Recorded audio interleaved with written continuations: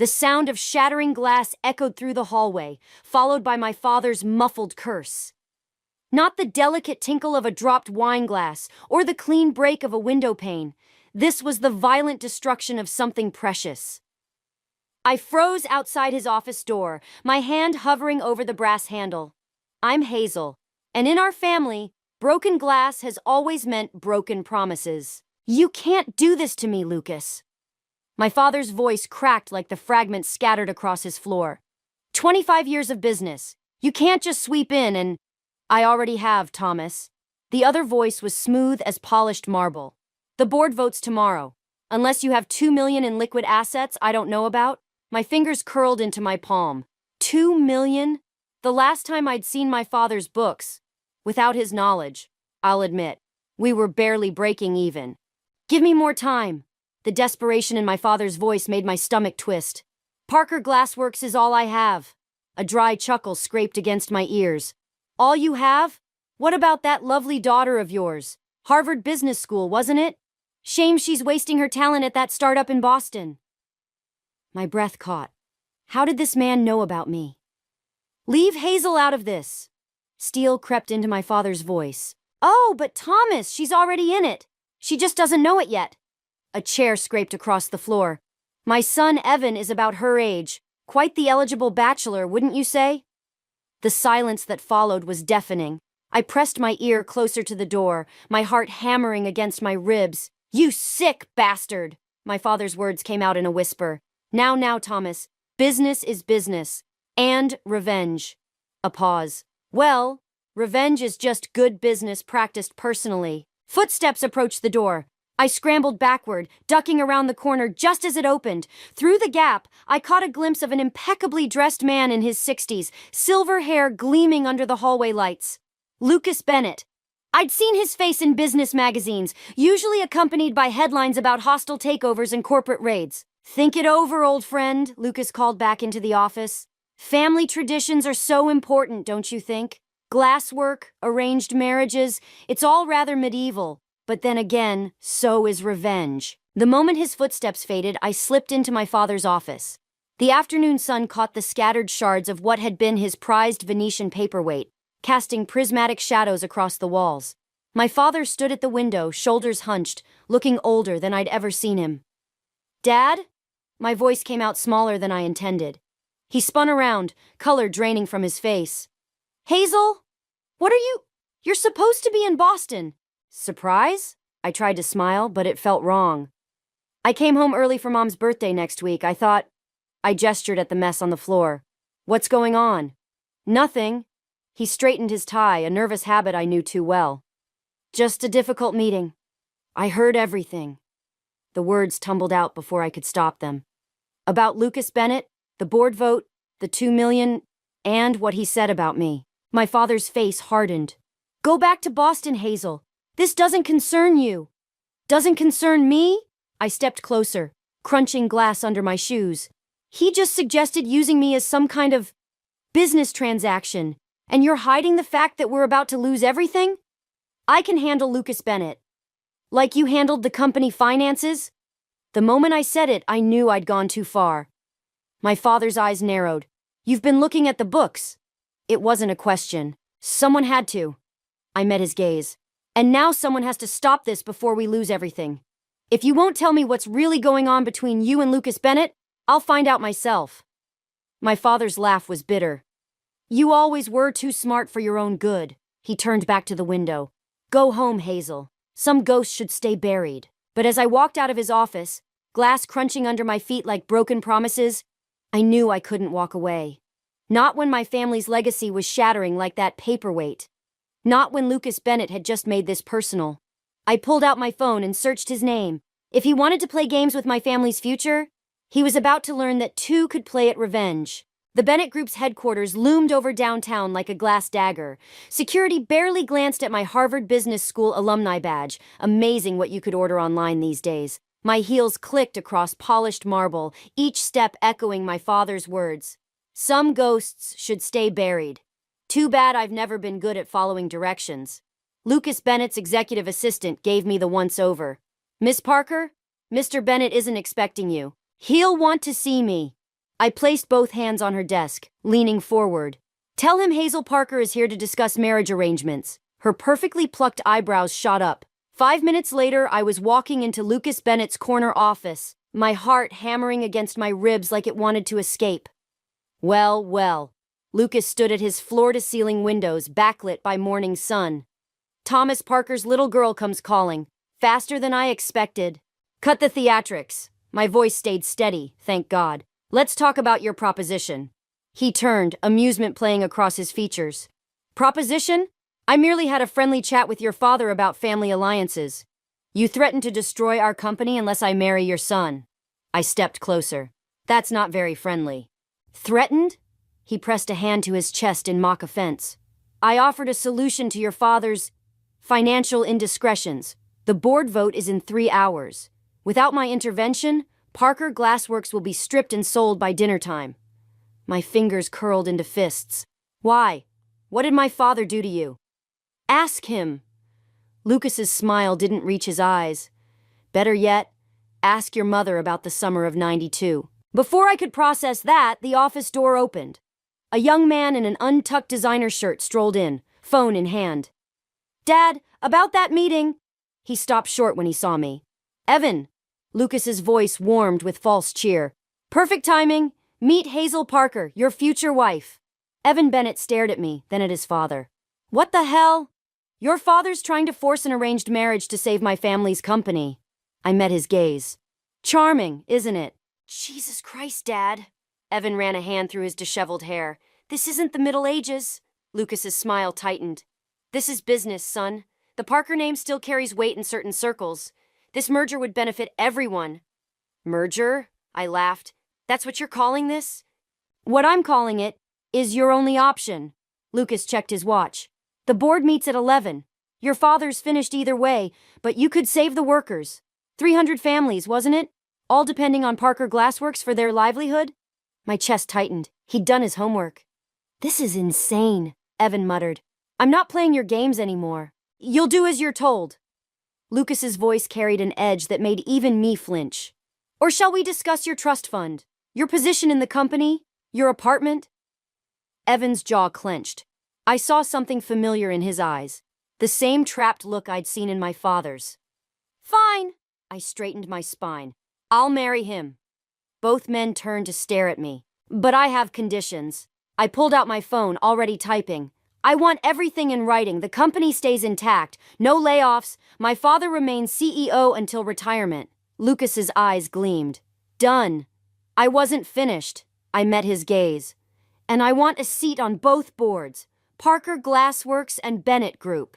He laughed. Ambitious little thing, aren't you? You have no idea.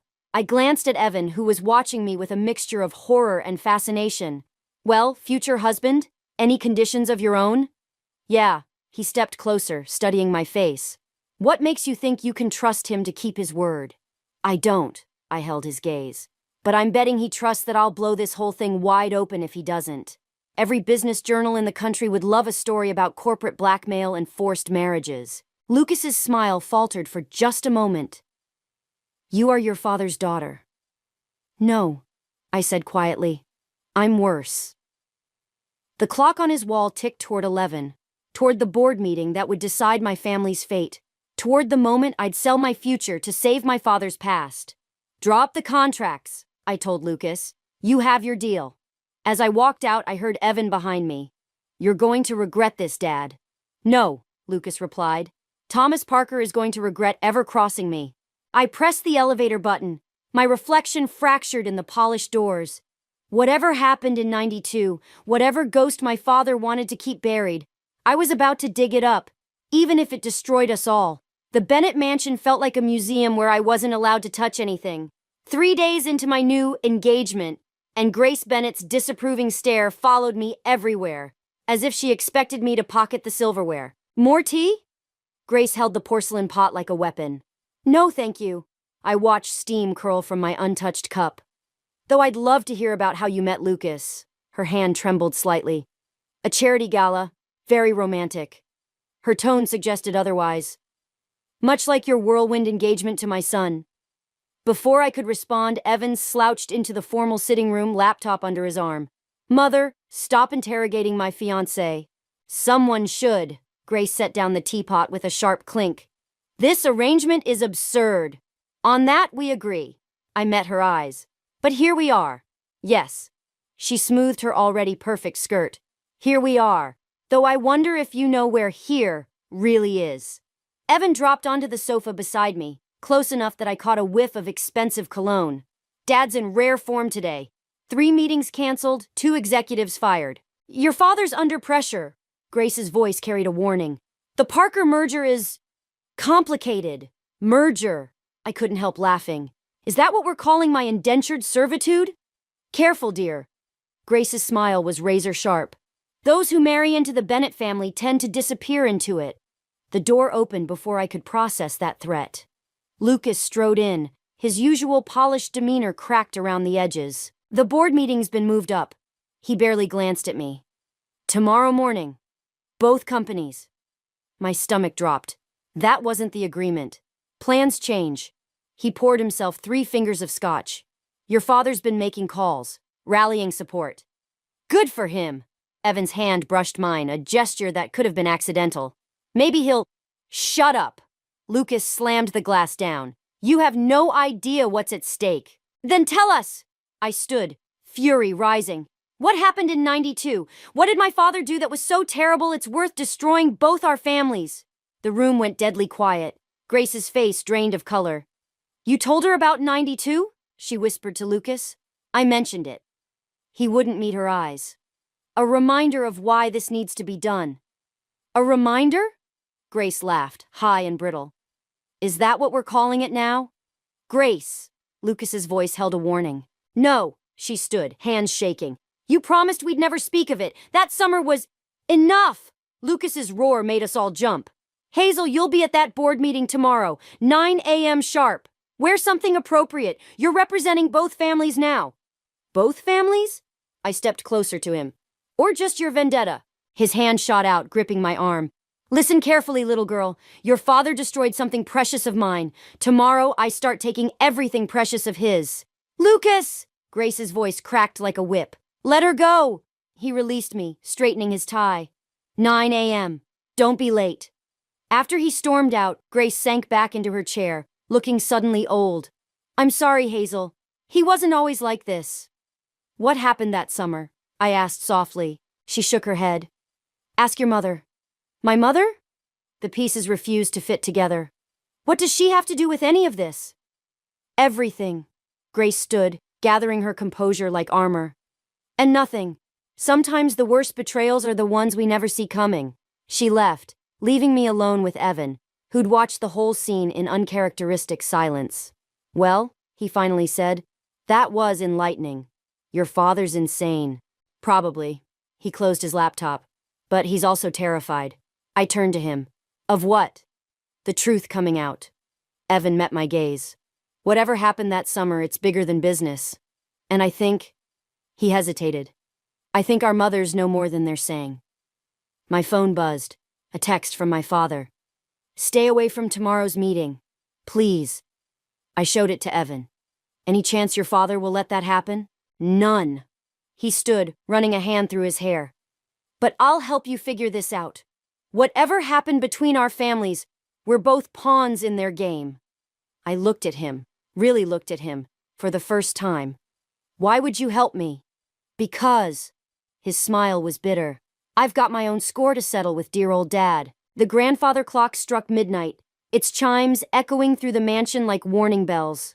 Tomorrow, I'd face both boards, playing my part in Lucas's revenge plot. But tonight, I had calls to make, starting with my mother. The boardroom felt like a gladiator arena, all polished mahogany and predatory smiles. I sat between my father and Evan, a buffer zone in a designer suit, while Lucas Bennett commanded the head of the table like an emperor deciding who lived or died. The merger proposal is straightforward, Lucas's voice carried across the room. Parker Glassworks becomes a subsidiary of Bennett Group, maintaining its current workforce under new management. My father's knuckles whitened around his pen. I reached for his hand under the table, but he pulled away. And the leadership transition? Oliver James spoke up from the corner. I'd hired him yesterday. The best corporate consultant money could buy, according to Samantha's research. Lucas's smile tightened. Thomas Parker steps down immediately. Hazel and Evan will oversee operations jointly, ensuring both families' interests are protected. Interesting choice of words. Oliver shuffled some papers, especially given the unusual marriage clause in Section 7. Several board members exchanged glances. This was news to them. The personal arrangements are irrelevant, Lucas cut in. Are they? Oliver stood. Because forcing a marriage to facilitate a corporate takeover seems legally questionable at best. No one's forcing anything. Lucas's voice carried a warning. Hazel and Evan's engagement is a private matter. Is it? I heard myself say. The room went silent. Then why is it in the contract? Hazel. My father's voice was strained. Don't. Actually, Evan straightened beside me. I'd like to hear this, too. Lucas slammed his hand on the table. This meeting isn't about... It's about everything. Grace Bennett's voice cut through the tension as she swept into the room, including what really happened in 1992. Lucas went pale. Grace, you have no place here. I have every place here. She tossed a manila envelope onto the table. These are the original partnership agreements between Lucas Bennett and Thomas Parker. Notice the dates. Notice the signatures. And notice, she pulled out one document with shaking hands, the name of the third partner. My mother's name jumped off the page. Mom was a partner? I whispered. More than that. Grace's eyes locked with Lucas's. She was the reason for everything that followed. That's enough! Lucas stood so quickly his chair toppled. This meeting is adjourned. No! I grabbed the documents before he could reach them. We're not leaving until we know the truth. You want truth? Lucas laughed, but there was something broken in it. Ask your father why your mother's shares in Parker Glassworks disappeared the same week she nearly ran away with me. The room spun. I turned to my father, who looked like he'd been shot. Dad? It wasn't like that, he whispered. Megan chose to stay. She chose us. After you threatened to expose her family's debts, Lucas's voice dripped venom. After you manipulated her into selling her shares. After you stole everything we'd planned together. You're lying. But my father wouldn't meet my eyes. Evan's hand found mine under the table, a lifeline in chaos. The merger's off. Oliver's voice cut through the tension. My client withdraws from all negotiations. Your client? Lucas sneered. Hazel works for me now. The contract is void. Oliver held up his phone. As of 10 minutes ago, when Mrs. Parker signed control of her restored shares over to her daughter. Shares that, according to these original documents, were never legally transferred to begin with. The room erupted. Board members shouting, papers flying, Lucas's face contorting with rage. But all I could see was my father, slumped in his chair, 30 years of secrets crushing him like glass. We're leaving. Evan stood, pulling me up with him. All of us. Now. As we walked out, Grace's voice followed us. Sometimes revenge destroys the wrong people, Lucas. Look what you've done to our children. In the elevator, Evan finally spoke. I'm sorry. I had no idea. Neither did I. I stared at my reflection in the mirrored walls. All this time, I thought I was protecting my family's legacy. But whose legacy was I really fighting for? The doors opened to chaos, reporters already gathering in the lobby. But before we faced them, Evan squeezed my hand one last time. Maybe it's time to build your own legacy, he said softly. One that isn't built on revenge. I squared my shoulders, feeling the weight of my mother's shares and her secrets pressing against my heart. First, I need to talk to my parents. All of them. The truth about 1992 was finally coming to light, and it would either save us or shatter us completely. My mother's hand shook as she poured tea into her favorite china cup, the one with tiny blue flowers that suddenly seemed too delicate for this conversation. We sat in our family kitchen, the morning sun making everything look deceptively normal. I never meant for any of this. She wouldn't meet my eyes. Lucas and I, we were young, ambitious. In love? The words tasted bitter. She flinched. It wasn't that simple. It never is. I pulled out Grace's documents. But these are. You own 30% of Parker Glassworks. Dad threatened to expose your family's debts unless you signed them over. And Lucas promised we could start over. She set down the cup so hard tea sloshed onto the tablecloth. A new company, a new life. But your father... My phone buzzed. Another message from Evan. Dad's calling an emergency board meeting. Tomorrow. Something about hidden assets. He's going to strip the company. I stood, pacing. Use some legal loophole to take everything, even with Mom's shares restored. The kitchen door opened. My father stood there, looking older than I'd ever seen him. He already has. What? He tossed a file onto the table. Lucas bought our debt. All of it. He's calling it in tomorrow. He can't. He can. Dad's laugh was hollow. Unless what? Unless you marry Evan. Today. Not the planned society wedding. A quick courthouse ceremony. Lucas's final offer. My mother's teacup shattered on the floor. No. I backed away from both of them. This isn't about marriage or mergers anymore. This is about what you both did 30 years ago. Hazel, please. My father reached for me. Everything I did was to protect what? Your pride? Your control? I knocked his hand away. You destroyed 3 lives because Mom dared to love someone else. And now Lucas is destroying 3 more because he never got over it. My phone buzzed again. Evan. Found something in Dad's private files. Meet me at the factory, now. I have to go. I grabbed my keys. Hazel, wait! My mother's voice cracked. There's something else you need to know about that summer. But I was already running. The truth could wait. Right now I needed answers that didn't come wrapped in 30 years of lies. Parker Glassworks was silent at this hour, but light spilled from the executive office. I found Evan surrounded by old files, his face grim. Look at this. He handed me a yellowed letter. From your mother to my father, dated September 1992. My hands trembled as I read. The baby changes everything. I can't leave with you now. Please understand. There was a child, I whispered. Keep reading. Thomas knows. He's offered to raise it as his own, to keep my secret. I'm so sorry, Lucas. Please forgive me. The letter fell from my numb fingers. No! Evan's eyes met mine, filled with the same horrified understanding. The timing fits! I couldn't breathe. He's not... My father's been obsessed with you since you graduated Harvard. Evan's voice was gentle. Not because of the company, because you're his daughter. The room spun. Everything shifted. Lucas's fixation, my father's desperation, my mother's guilt. The marriage arrangement wasn't about revenge. It was about keeping Evan and me apart. Oh God! I grabbed the trash can just in time. There's more! Evan touched my shoulder. Dad's not just calling in the debt tomorrow. He's going to announce this publicly. Use it to destroy both our families unless we play our parts. I straightened, wiping my mouth. The dutiful children trapped in his sick game. What are we going to do? I looked at him, really looked at him. My almost fiancé, my possible half-brother. The other pawn in this twisted chess game. We're going to end this. I pulled out my phone. But first, I need to make a call. To who? Grace Bennett. I met his eyes. I think it's time we learned what really happened to that baby. The truth about 1992 wasn't just coming to light. It was about to explode. Grace Bennett's hands were steady as she slid the birth certificate across her antique desk. I was there that night, at the hospital. My vision blurred as I read the name. Sarah Grace Parker. My name. My real name. Before it was changed to Hazel. Before the lies began. Lucas never knew. Grace's voice carried decades of pain. I helped Megan hide the pregnancy. Helped her leave town for those crucial months. Your father, Thomas, he gave you his name, his protection.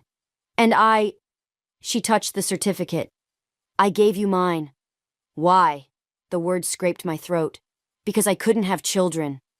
Her smile was brittle. Lucas married me for my family's connections, but he needed an heir. So when Evan's mother died in childbirth a year later, he adopted Evan. My head spun. We're not related? No. Grace stood, pacing to her window.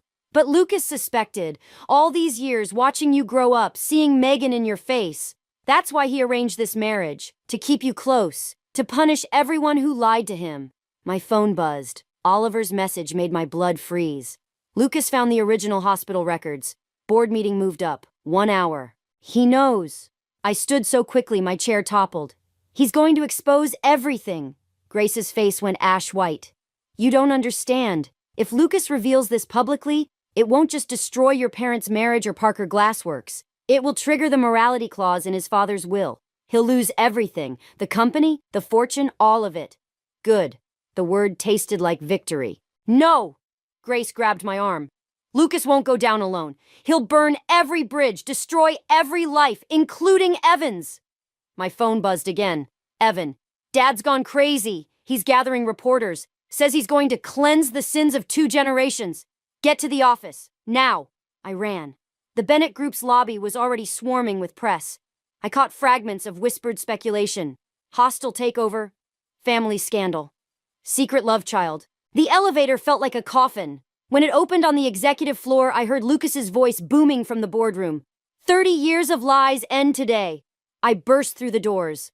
Lucas stood at the head of the table. My parents on one side, Evan on the other. Board members and reporters filled every chair. Ah! Lucas's smile was savage.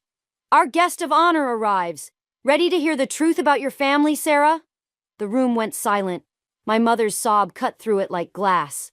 That's not my name. I stepped forward. And this isn't about truth. It's about revenge. Same thing. He held up a file. Would you like to tell them, or shall I? I'll do it. My voice carried to every corner. You loved my mother. She chose my father. And you've spent 30 years plotting revenge because you couldn't handle rejection. Cameras flashed. Lucas's smile faltered. You want scandal? I continued. How about this? You tried to force me to marry your son to keep me under your control, to punish my mother by watching her daughter trapped in the same kind of loveless marriage she escaped. Careful, little girl. Lucas's voice dropped dangerously. Or what? You'll reveal my birth certificate? Destroy my family's company? Go ahead. I met his gaze. But remember, I'm not just Megan Parker's daughter. I'm yours. And I learned revenge from the master. I pulled out my own file. Grace's documents, hospital records, the original partnership agreements. You reveal my secrets, I'll reveal yours. Every corrupt deal, every broken law, every life you've destroyed in your obsession with my mother. The room erupted in chaos. Reporters shouting questions, board members whispering furiously. But I only saw Lucas's face, watching his carefully constructed revenge plot crumble like the glass his empire was built on. You wouldn't! His whisper carried more fear than threat. Try me! I stepped closer. I'm your daughter, remember? Destroying lives runs in the family. The choice hung between us, mutual destruction or mutual silence. In his eyes, I saw the moment he realized he'd created the perfect weapon against himself. And in that moment, I finally understood the true cost of revenge. The glass walls of Lucas's office felt like a fishbowl as reporters circled below, hungry for blood. He sat behind his desk, shoulders rigid, while I stood by the window watching our reflections overlap. Father and daughter, predator and prey, though I wasn't sure which was which anymore. You're bluffing. His voice carried a tremor I'd never heard before. Those documents are sealed. Like my birth certificate? I turned, meeting his gaze. Amazing what people will unseal for the right price. You taught me that. The door opened. Evan strode in, followed by Grace and my parents. The air crackled with 3 decades of secrets. It's done. Evan tossed a stack of papers onto Lucas's desk. Board members are reviewing your resignation letter now. Lucas's laugh was sharp as broken glass. Resignation? You ungrateful! The morality clause triggers automatically if this goes public. Grace's voice cut through his rage. You lose everything! Unless what? Lucas's knuckles whitened around his armrest. I stepped forward. Unless you sign Parker Glassworks back to my father, clean. No conditions, no revenge plots. After what he did, Lucas surged to his feet. He stole everything from me. The company, Megan, my own daughter. I made my choice. My mother's quiet words stopped him cold. Thomas didn't steal me, Lucas. He gave me freedom when you only offered control. Control? Lucas's laugh turned bitter. I offered you the world. You offered her a cage. I moved closer, seeing myself in his face for the first time. Just like you tried to trap me with Evan. Just like you've trapped yourself with this obsession. You don't understand. I understand perfectly. My voice hardened. Sign the papers, or I release everything. Your illegal dealings, your corporate espionage, the real reason Evan's mother died." The room went deadly silent. Evan's head snapped up. "What about my mother?" Lucas's face drained of color. "How did you—" "Grace kept records." I met his eyes. "Of everything, including the medication you switched out because a difficult pregnancy was inconvenient for your timeline." "You bastard!" Evan's whisper carried more pain than rage. "She was on bed rest. You said the doctors—" "I did what was necessary." Lucas's mask cracked. "The merger needed a male heir." Grace's voice dripped venom. "And now you have one. One who's about to inherit everything when you sign those papers." Lucas stared at the documents. 30 years of revenge crumbling around him. "You're all conspiring against me." "No." I placed my hand on his desk. "We're breaking free of you. There's a difference." His pen hovered over the papers. "You're more like me than you know.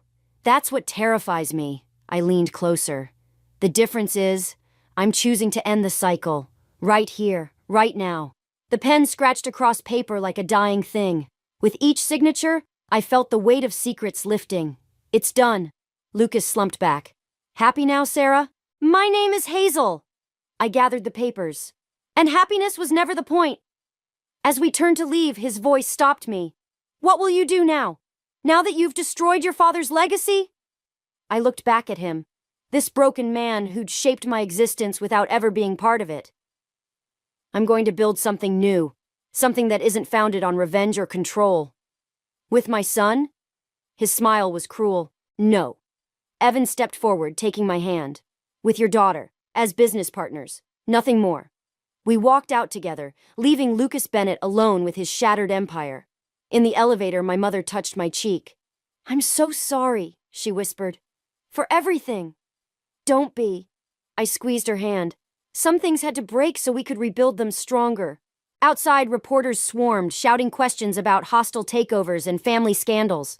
But all I saw was the morning sun hitting the Parker Glassworks building across town, its windows gleaming like possibilities. The truth about 1992 had finally come to light. But maybe that light, filtered through all our broken pieces, would create something beautiful after all. That's the thing about glass. Sometimes it has to shatter before it can be remade. The Parker Glassworks factory floor hummed with life as morning sun streamed through newly installed skylights. I watched from the catwalk as workers shaped molten glass into delicate forms, each piece unique, each imperfection adding character rather than diminishing value. The board approved the expansion plans.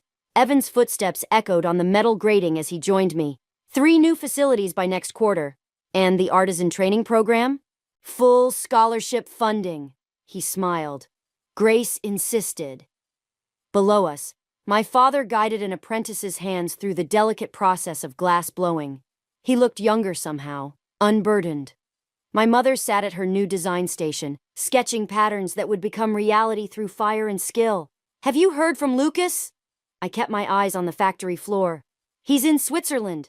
Evan's voice carried no regret. "Grace filed for divorce last week." The glass below us twisted and turned, taking new shapes. Like all of us, transformed by heat and pressure. "The reporter's here." Oliver appeared behind us, tablet in hand. "Ready?" I nodded. We'd agreed to one interview, to shape the narrative before rumors could solidify into assumed truth. The young journalist waited in the conference room, surrounded by display cases of our finest work. "Miss Parker," she stood as we entered. "Or should I say, Miss Bennett?" "Hazel is fine." I sat across from her.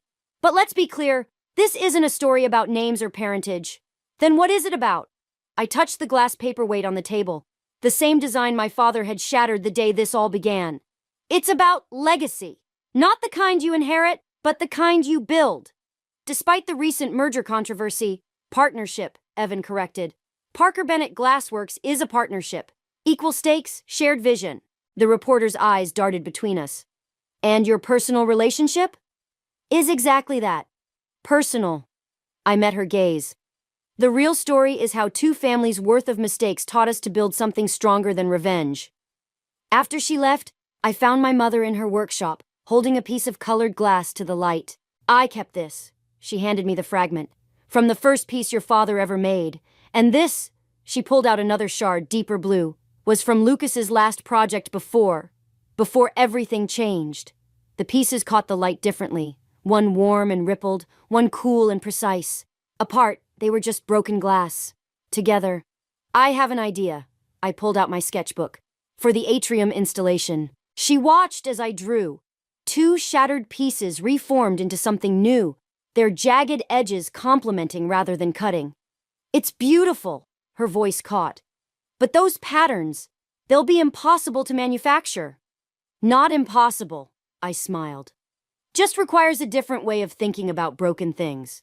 The factory whistle signaled shift change. Through the windows, I watched the day crew leave as night workers arrived, the rhythm of creation never ceasing. Evan worked late at his desk, redesigning distribution networks. Oliver reviewed contracts with our lawyers. Grace toured the factory floor, learning every aspect of the business she'd helped save. My father found me as I finished the design. He studied the sketch, understanding dawning in his eyes. "You're using both techniques," he said softly. "Bennett's precision glass and our artisan methods. The past doesn't have to be our enemy."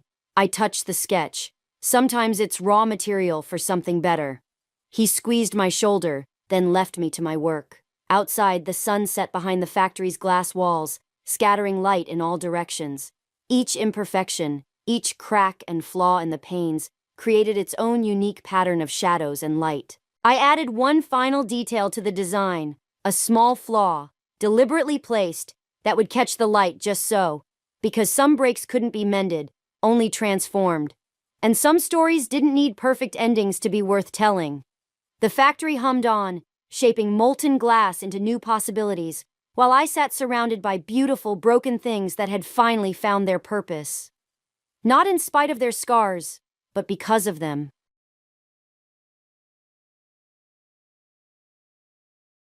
My name is Abigail, and my sister Sophia convinced most of my family to skip my wedding by spreading lies about me. At the time, she was going through a divorce, and she claimed that my marriage was somehow hurtful to her. Since the truth wasn't enough to turn people against me, she resorted to lies and rumors to make sure my family wouldn't attend my wedding. Ultimately, our parents and many relatives didn't show up, which deeply hurt me. Now, 5 years later, I'm in my second trimester of pregnancy.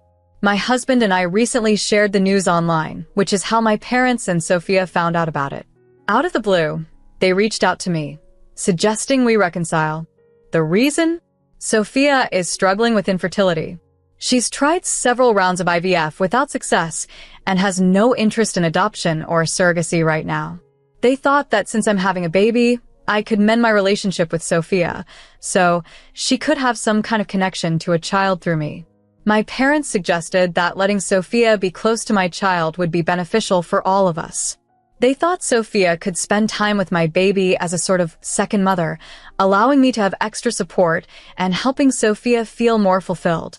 They presented it as a win-win. My baby would have one mother figures, and Sophia could experience family life despite her infertility. But I saw through their motives right away. I knew they were only trying to play happy family because Sophia couldn't have children of her own. They were trying to ease their guilt for missing my wedding by offering a solution that only served Sophia. I told them firmly that I would not go along with their plan. The very idea of letting Sophia play a parental role in my child's life felt absurd. They hadn't reached out to me because they missed me or genuinely wanted to make things right. Instead, they just wanted to use my baby as a way for Sophia to fill a void in her life. When I refused, they accused me of being harsh. They claimed their intentions were innocent and that Sophia was only offering to help because she wanted to bond with her future niece or nephew. I told them that I already had all the support I needed from my husband and in-laws, and if they'd been fine with no contact all this time, they could keep it that way in the future. This led to a heated exchange. I admit I might have been too harsh. I said that maybe the reason Sophia couldn't get pregnant was because she wouldn't make a good mother. This comment caused an uproar. My parents, Sophia, and even some extended family members bombarded me with messages, saying I owed Sophia an apology for kicking her when she was down. They said my comment was cruel and unnecessary. Despite their anger, I still feel justified. I remember vividly how she ruined my wedding day with her lies. I hold a lot of resentment toward her for that, and I don't feel sorry for saying what I did. For some added context, Sophia had been married for 1 year before my wedding. Her ex-husband had always been open about wanting a child-free life, which she knew and accepted. Even back when they were discussing this, I was present in the room but ignored as usual while she explained her choice to our parents. Sophia and I have never had a close relationship, and she's always been our parents' favorite. As kids, we fought constantly, but as adults, we simply learned to ignore each other. After everything that's happened, I'm not ready to welcome Sophia back into my life on their terms, especially when it's clear they're only interested because I'm having a baby. He had always envisioned a life without children, while she was certain she wanted to become a mother someday. They agreed to revisit this topic after getting married, with her hoping to sway his opinion by then. Unfortunately, she was unable to change his stance, and the issue began to strain their relationship significantly. Whenever there were family gatherings, she expressed her frustration openly, discussing the challenges of being with him. Although I believed she was responsible for marrying someone whose views on having children were clearly opposed to hers from the start, I kept my thoughts to myself to avoid further conflict. After several attempts to persuade him failed, I learned from my parents that she had temporarily moved back with him following a major argument, signaling a likely end to her marriage. At that time, my husband and I were finalizing our wedding plans. We had been engaged for a few months and together for nearly 4 years, patiently waiting to reach stable points in our careers before tying the knot. However, when Sophia and her husband headed towards divorce, my parents urged me to postpone my wedding indefinitely to avoid upsetting her, as she was also forced to put her dream of motherhood on hold. They felt it would be too painful for her to see me get married amid her own marital troubles. I found their request unreasonable and insensitive, and I refused to delay my wedding plans, irrespective of Sophia's feelings or whether she would support my decision. My stance displeased my parents, who threatened not to attend my wedding if I proceeded as planned. This was deeply hurtful, especially knowing their partiality towards Sophia. Despite this, I accepted their decision and moved forward with my plans. This should have concluded the matter, but Sophia took further steps to dissuade other family members from attending my wedding. Initially, she sought sympathy by highlighting how my wedding timing was inconsiderate given her circumstances. When this failed to deter them, she intensified her efforts, further complicating the family dynamics as I proceeded with my wedding preparations. She had attempted to incite people to boycott my wedding. She wasn't content with the plain truth, so she began spreading ludicrous rumors. She told everyone that I was the reason her husband decided to leave her, claiming I was envious because she was becoming a mother before me. Her tales were absurd. I hardly knew her husband and had barely interacted with him during their marriage. However, she spun her stories with such conviction that people started to believe her. She accused me of gloating about manipulating her husband, convincing him he'd have a better life without her, and even blaming me for his reluctance to father a child, saying I had promoted a child-free lifestyle.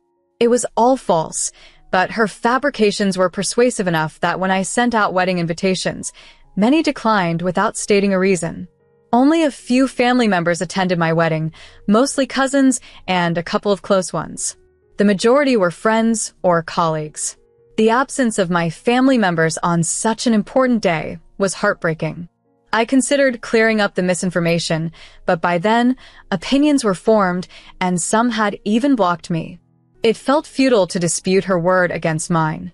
On the day of the wedding, though, my spirits were lifted by the presence of my husband, friends, and in-laws. They ensured the celebration was joyful enough that I barely missed the absent family members. However, the enjoyment didn't erase the bitterness towards Sophia for her cruel and bizarre actions, typical of the spiteful behavior she exhibited since childhood, a pattern she never outgrew, even in her late 25s. I eventually severed ties with her and my parents over this ordeal, and my resentment only deepened when, a year later, I unexpectedly encountered Sophia's ex-husband. He was out to lunch with his coworkers, and seeing him brought back a mix of awkward and unresolved feelings. Though time had passed, the impact of those lies lingered, shaping my relationships and interactions long after the wedding. During a casual meeting at a restaurant, An old friend approached our table to extend his congratulations on our recent wedding and express regret for his absence.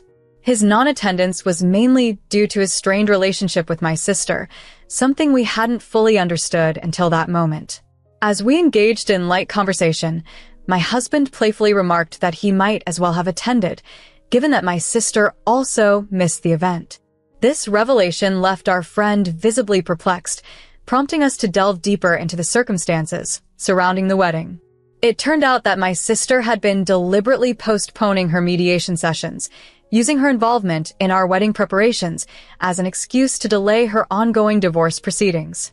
Our friend was genuinely surprised to hear that my sister had not attended the wedding, especially since she had suddenly taken a keen interest in the preparations. He confessed that he had been patient with the divorce process, despite suspecting that she might be stalling. Upon hearing the true events from us, including how my sister had spread false rumors about me influencing her marriage's breakdown, our friend was deeply shocked.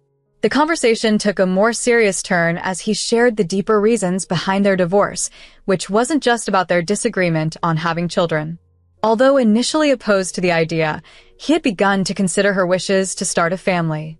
However, on the day he decided to discuss possibly having children, she jokingly revealed that she had stopped taking birth control without his knowledge, hoping to force the situation. This confession was the tipping point for their relationship, revealing a level of deceit that was hard to reconcile. It was not merely a disagreement about family planning, but a betrayal of trust that led to their ultimate separation. As we learned more about the underlying issues, it became clear why my sister had behaved so erratically around the wedding.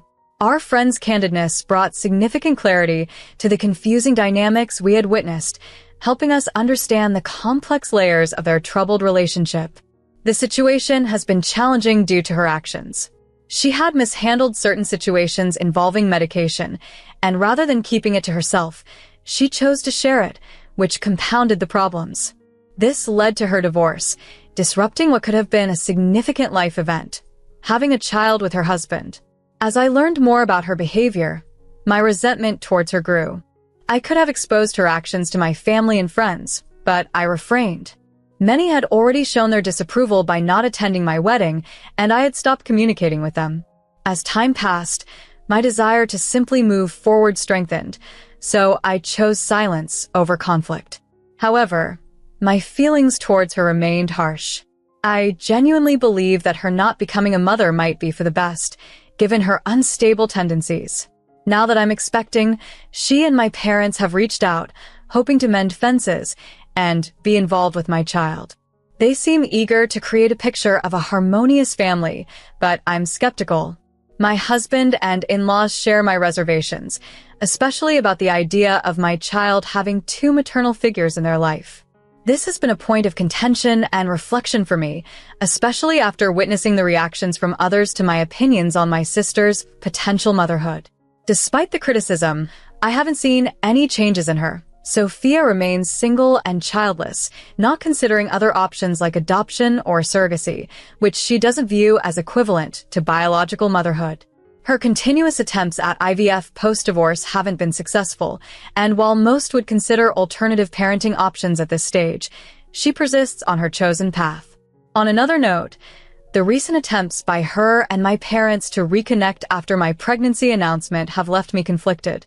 They've emphasized a biological connection to my child that feels more obligatory than genuine. Despite these complexities, I'm navigating these relationships and my own emotions as I prepare for motherhood. In my attempts to mend a strained relationship, I'm hesitant because her actions suggest she might overstep boundaries with my child, behaving almost like a mother herself, which is unsettling. Additionally, some family members have questioned my silence regarding her and her husband's divorce, but I've chosen not to delve into that. After the wedding, it became clear who my true friends were and who would stand by me. Despite the turmoil, I opted for peace over conflict. While I've been quiet, it hasn't gone unnoticed that I made a sharp remark about her inability to become a mother, which even those close to me found somewhat harsh. Although they aren't pressing for an apology, they believe I may have crossed a line. This feedback is concerning since these individuals have supported me consistently. I've received a lot of support online, reassuring me that I'm not in the wrong. I've decided against apologizing to her and my parents, and I'm distancing myself further from them. They've portrayed themselves as victims both online and offline, which hasn't swayed my resolve. The criticism from family members doesn't affect me much, as I no longer communicate with many of them. For those family members who still support me, but were upset by my comments, I reached out to clarify my words. I explained that my comments were made in a moment of frustration, but they don't excuse her past manipulative actions, which were deliberate and hurtful. I refuse to apologize for a moment of bluntness when she has consistently treated me with cruelty. My straightforwardness won't impact her as much as her actions have impacted me, such as influencing family members to boycott my wedding. I've managed to accomplish what I set out to do, and now I'm taking a step back to see how things unfold. It's been a few days since my last update, and recently, both Sophia and my parents reached out. They expressed a willingness to apologize, but on the condition that I remove my previous post. It seems that while other family members haven't apologized, they've confronted Sophia and my parents about their actions, pointing out how unfair it was to misrepresent me. Apparently, it was Sophia who was largely responsible for her own divorce, not me, yet they've misled our family for years, which has significantly strained my relationships with them. It's interesting to see how quickly some family members switched from criticizing me to blaming Sophia, though I can't say I expected much better from them. Despite this shift, they still haven't offered me any apologies, and most have even stopped communicating with me. No one is eager to learn if I was honest, nor are they expecting me to remove the post anymore. Nevertheless, I told my parents and Sophia that I wouldn't delete the post until I felt ready. Their apologies now seem insincere and trivial. After informing them of my decision via email, I went ahead and blocked them. They haven't attempted to reach out since. However, I chose to take down the post this morning. I didn't want to taint my social media with negativity towards people who no longer hold significance in my life.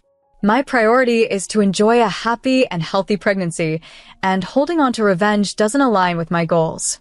My husband and I are in a good place, and I'm surrounded by friends and family who support me. That's what truly matters to me. As for my parents and sister, I hope they understand that I want nothing to do with them going forward, and that they should keep their distance. That's all from my side, and I don't anticipate hearing from them soon after everything that's happened. I'm grateful for everyone who has engaged with my updates, offered support, and given advice through my posts. Your kindness has meant the world to me.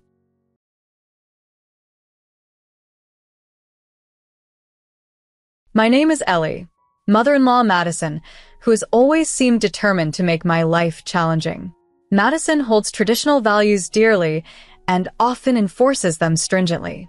For years, my husband John and I lived a significant distance from his parents, which minimized Madison's influence on our daily lives. However, when John landed a better job closer to his family, we moved nearer to them, and I found myself once again navigating the turbulent waters of interaction with Madison. Despite having a background of dealing with overbearing parents myself, managing Madison's expectations proved continually difficult. Thankfully, my father-in-law Dylan was a supportive presence. The core of the issue escalated when Madison gained frequent access to our 9-year-old daughter, Mila. Mila, a genuinely sweet and family-loving child, had only her grandparents, Dylan and Madison, since we were estranged from my own parents. I made a considerable effort to put aside my grievances with Madison to foster a positive grandparent-grandchild bond. John also believed deeply in the importance of family connections, so cutting ties with Madison was not considered. Although Dylan and Madison showed affection towards Mila, Madison harbored a significant grievance regarding how I managed Mila's diet. She frequently criticized my decision to avoid nuts in Mila's meals due to her severe allergy, suggesting that exposure was necessary for overcoming such allergies. Despite repeatedly explaining the medical risks confirmed by our pediatrician and ensuring Mila's diet was balanced and safe, Madison remained skeptical.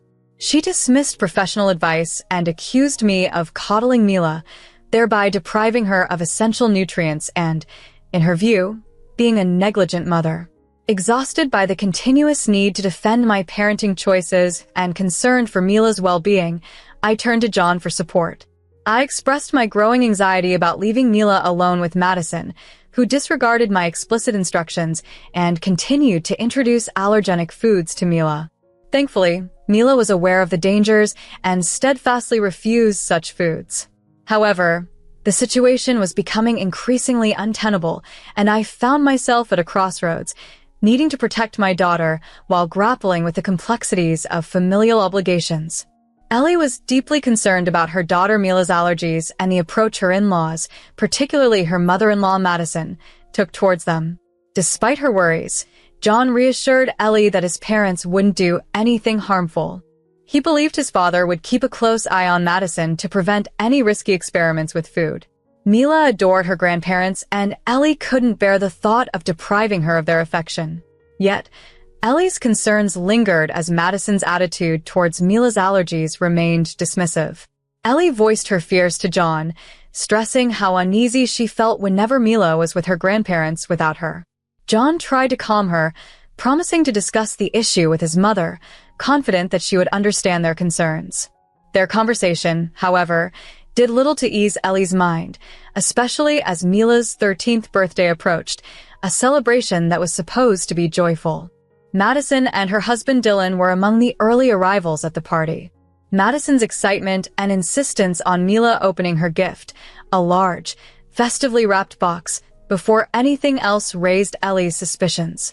Driven by excitement, Mila eagerly unwrapped her grandmother's gift at Madison's urging, revealing a big birthday cake. The room filled with cheers that quickly turned into a horrifying silence as Mila collapsed. Panic ensued as her throat swelled up, an allergic reaction. John sprinted for the EpiPen while someone else dialed for emergency help. Amidst the chaos, Ellie confronted Madison, who defensively claimed innocence, suggesting the problem was Ellie's fault for not providing proper nutrition.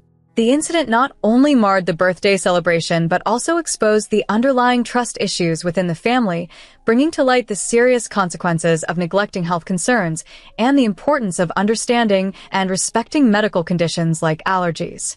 I shouted in alarm as panic set in. "What have you done?"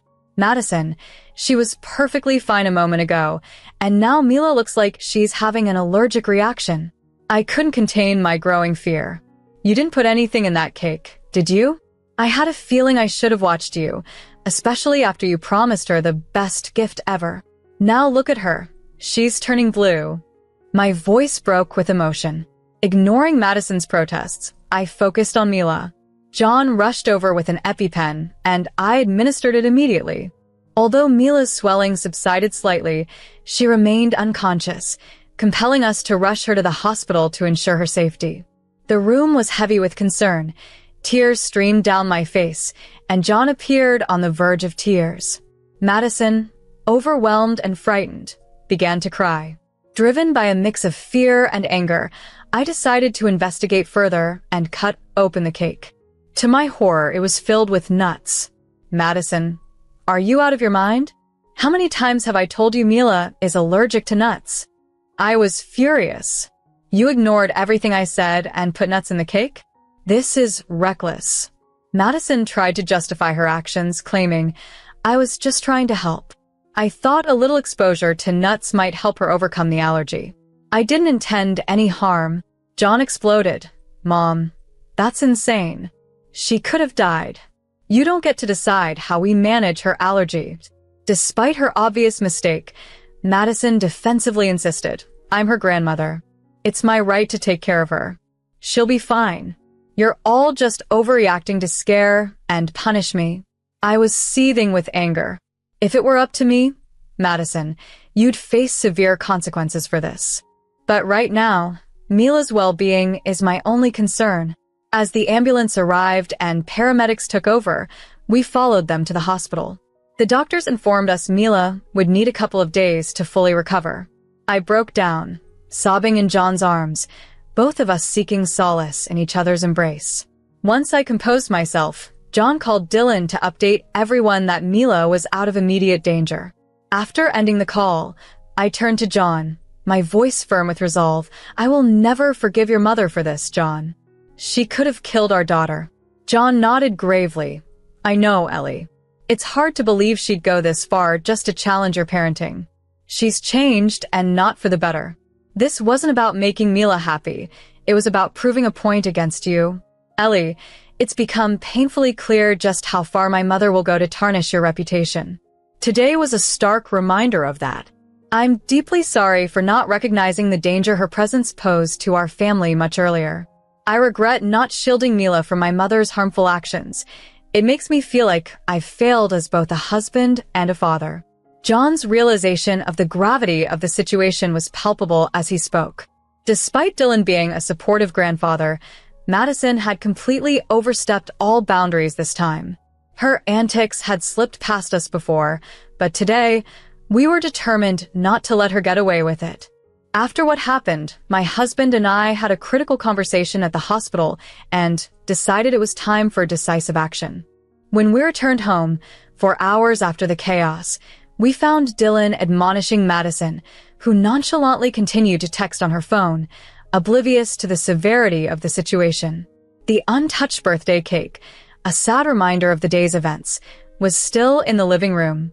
Holding back tears, I reassured everyone that Mila was safe and receiving excellent care, still under sedation but expected to wake up soon. Dylan expressed his relief and gratitude, but Madison, trapped in her denial, dismissed the incident as trivial, claiming it would somehow strengthen Mila's resistance to allergies. At that moment, John couldn't contain his frustration any longer. He confronted Madison with fierce words, joined by Dylan, who also didn't hold back. The guests looked on in shock, their faces reflecting disgust at Madison's behavior.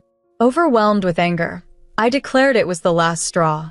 "Enough is enough, Madison. We've tolerated your behavior for too long. Despite your actions landing my daughter in the hospital, you show no remorse. This ends now. This is the final breaking point. We can't let you be a part of our lives or near our home again." In a heated exchange, Madison retorted, "You can't dictate where I can or cannot go. My son will not support you cutting me off without a valid reason. I refuse to let you push me out of my granddaughter's life just because you disagree with my views on parenting. John knows I'm correct, and he will stand by me."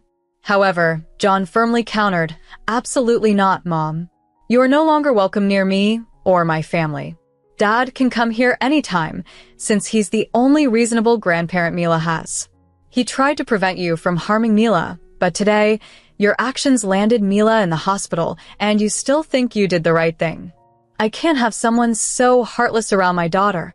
Madison was stunned. She had always believed John would back her up, but she failed to see that John was sensible and not misguided like she was. Even the guests began to reprimand her, forcing Madison to realize she had no allies. Dylan wasn't on her side either. In desperation, she screamed, "Ellie, this is all you're doing. You've orchestrated this to embarrass me and turned everyone against me. I'll never forgive you. You should be begging for forgiveness. You've ruined your own reputation and lost your relationship with Mila. You'll never see her again." I calmly responded, "Good luck arguing for grandparents' rights from a jail cell. I wonder what the judge would think of a felon asking for visitation rights after endangering her own granddaughter." Madison's face filled with fear. "What do you mean, Ellie? Why would I go to jail? I haven't done anything wrong," she protested. I explained, "What you did, knowingly exposing a child to allergens, is considered poisoning. You might not have been aware, but John and I were."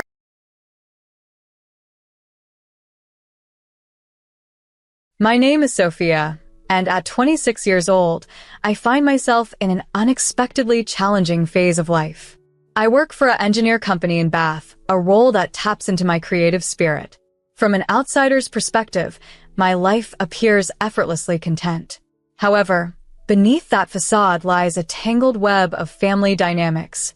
A year ago, life took a sharp turn when the company my father worked for went bankrupt, sending shockwaves through our financial stability. This upheaval forced me to leave my independent life in the city and move back to my childhood home to help support my family financially. Now, I live there with my parents and my younger sister, Ellie. Our family's reliance on my income has become a daily challenge. Just the other day, as we discussed dinner plans, my mother suggested pork steaks, to which I had to remind her of our strained budget. We're already out of money for food this month, and it's not even halfway through, I pointed out, frustrated. Ellie then chimed in, accusing me of not contributing enough. Despite my substantial contribution of $6,000 a month, she argued it was insufficient due to rising living costs. Her words sparked anger in me, especially since she isn't working and contributes nothing financially.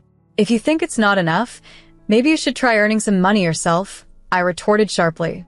My mother quickly defended Ellie, suggesting it was hard for her to find a job, which only added to my frustration. I couldn't help but feel that my efforts were being unfairly dismissed, and my contributions were enabling Ellie's lack of initiative. In a heated moment, I proposed a drastic change, selling the house and moving to our grandmother's hometown in Queens. She runs a successful Italian restaurant there, and we could potentially work with her, enjoying the perks of free meals and a change of scenery. However, the physical demands of the restaurant work and my grandmother's strict management style were deterrents for my mother. As tensions rose, my father attempted to offer a lighter perspective by noting Ellie's contributions to household chores, though they seemed minimal at best. This only increased my resentment, as the responsibilities I shouldered felt overwhelmingly disproportionate. In the midst of this ongoing family strife, I couldn't help but feel that practical solutions were being overlooked. Ellie is 24. She could at least look for a part-time job, I suggested, hoping to find some middle ground.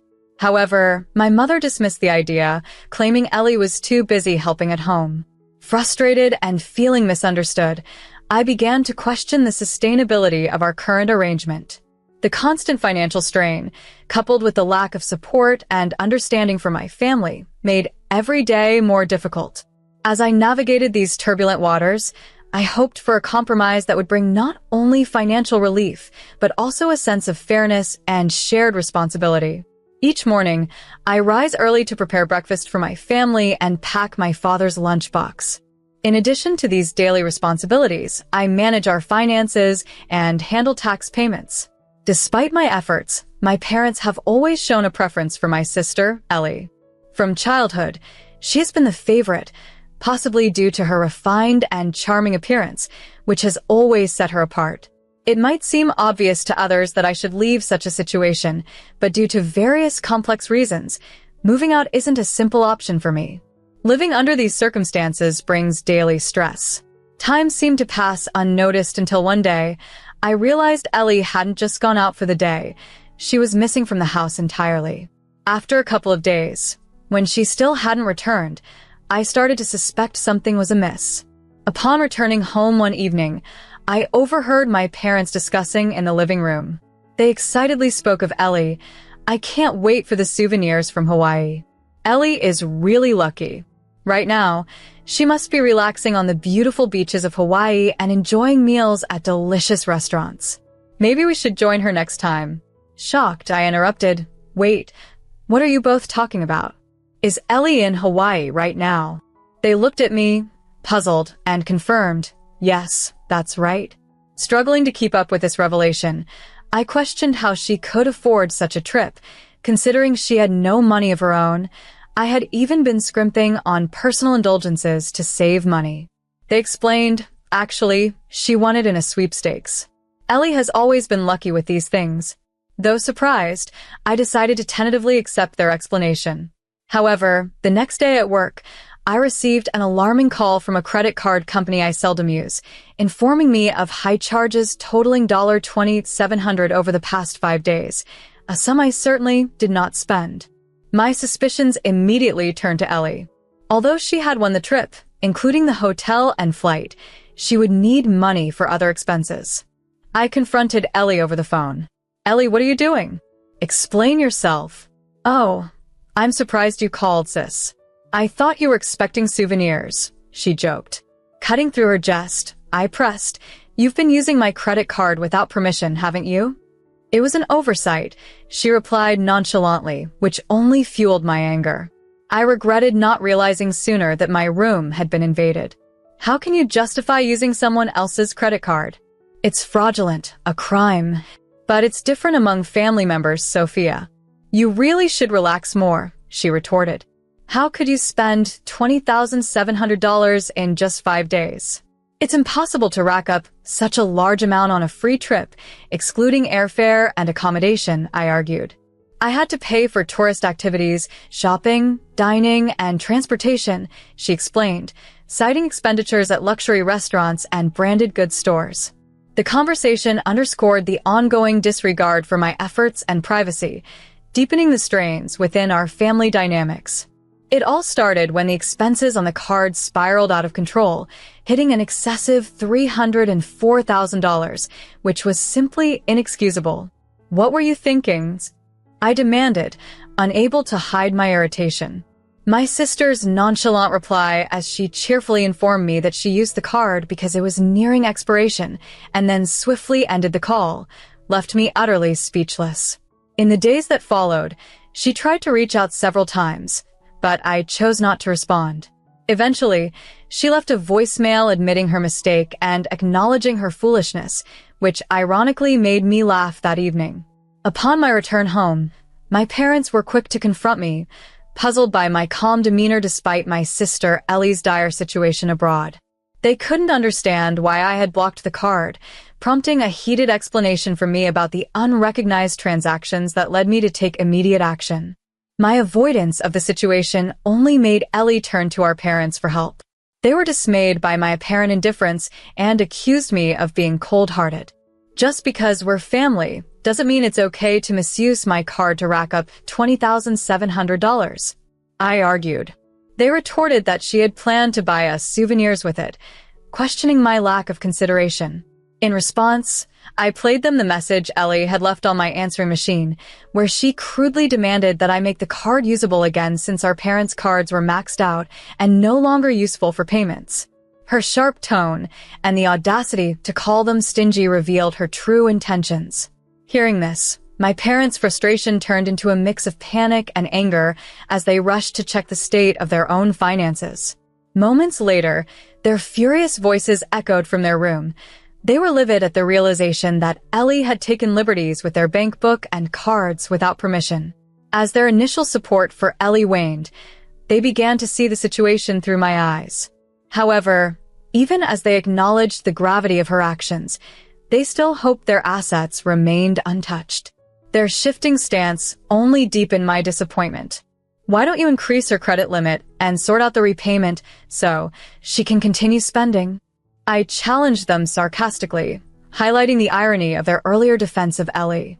They reluctantly admitted they had no savings left, which put Ellie in an even more precarious situation abroad. As the reality of our financial predicament settled in, my father turned to me, his voice filled with desperation. Sophia, we will start. But I knew that fixing this mess wouldn't be simple or quick. In a recent heartfelt vow, we committed to continually supporting our family together, imploring everyone's assistance for our united effort. Amidst the conversation, a surprising revelation unfolded. Influenced by my father's gestures, my mother, too, adopted a posture of humility before me. My initial reaction was tinged with sarcasm, questioning the timing of their apologies. Despite this, my mother earnestly pleaded for a chance to alter her approach, vowing to better support everyone moving forward, promising no harm to anyone involved. As this scene unfolded, I couldn't help but laugh softly, reflecting deeply on an appropriate response. Later, seizing a moment alone, I retrieved a credit card I had discreetly discovered, which was still valid and unused. Suggesting a family trip, I encouraged them to gift the card to my sister, Ellie, for a holiday getaway. Delighted by the idea, my parents quickly reached out to her and began planning the trip, while I took care of booking their flights to Hawaii online. Watching them prepare was a joyful sight.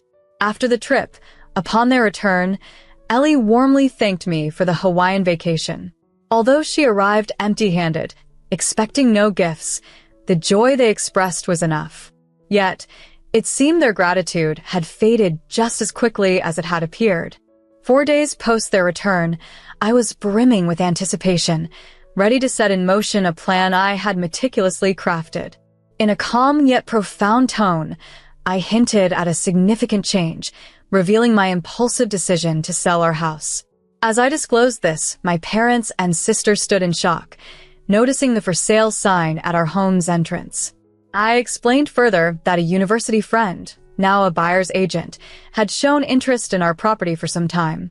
Initially, I had resisted selling, considering the cost-effectiveness of maintaining our ancestral home. However, reflecting on the benefits of independence and financial autonomy, I decided to sell while they were away, and arrangements were already in place for the move. My parents protested, claiming it was illegal to sell the home unilaterally. I responded calmly, revealing a pivotal detail. They were unaware that the property was legally in my name. I reminded my father of the time he approached me for help with the property taxes, which led to the transfer of ownership under the condition that I would handle the financial responsibilities. Thus, with a blend of nostalgia and resolve, I stood ready to embrace a new chapter of life, one marked by freedom and self-determination, even as the legacy of our family home lingered in the balance. I kept writing the narrative without abandoning my residence, which was under my ownership. The aim was to find a way to evict you and sell the property. It was challenging to find the right moment as you were constantly around. However, an opportunity arose when I managed to send you to Hawaii according to the plan. With everyone away, I was able to sell the property smoothly. As I had mentioned before, the luggage had already been shipped to the new home, so there was no need for concern, and the transportation for the move was scheduled to arrive shortly. Yes, our grandmother was looking forward to welcoming everyone. She was excited to have us and, after a conversation, had agreed to house everyone temporarily to bring some sense back into the situation. Upon hearing about the move, my parents and sister were stunned. They protested that they didn't want to move to Grandma's. Understanding their reluctance, I pointed out that without a home or jobs, their options were limited. Moreover, there were outstanding payments due on a credit card that they thought was in my name. However, it turned out the card was registered under someone else's name, which shocked my mother when she verified it.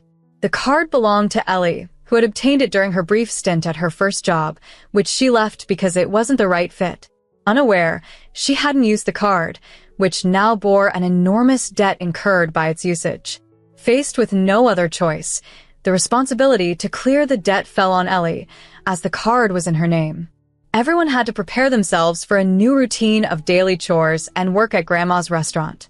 Under the strict supervision of Grandma and her experienced staff, my family started working at her establishment in Queens. They learned the ropes, albeit with difficulty and tears. The fraudulent charges, which amounted to $304,000 on my card, were eventually repaid by Ellie under Grandma's strict instructions. While my original plan was to simply sell the house and settle the debts, Grandma intervened by recovering the living expenses I had previously paid and arranged for a portion of my parents' salaries to be redirected to me later. I relocated to an apartment closer to my job, allowing me to start anew and live independently. Now, in my peaceful evenings, I enjoyed the solitude and the city view from my balcony. During one such evening, Grandma's name flashed on my phone. Hesitant, I answered. She inquired about my well-being and shared updates about Ellie and my parents.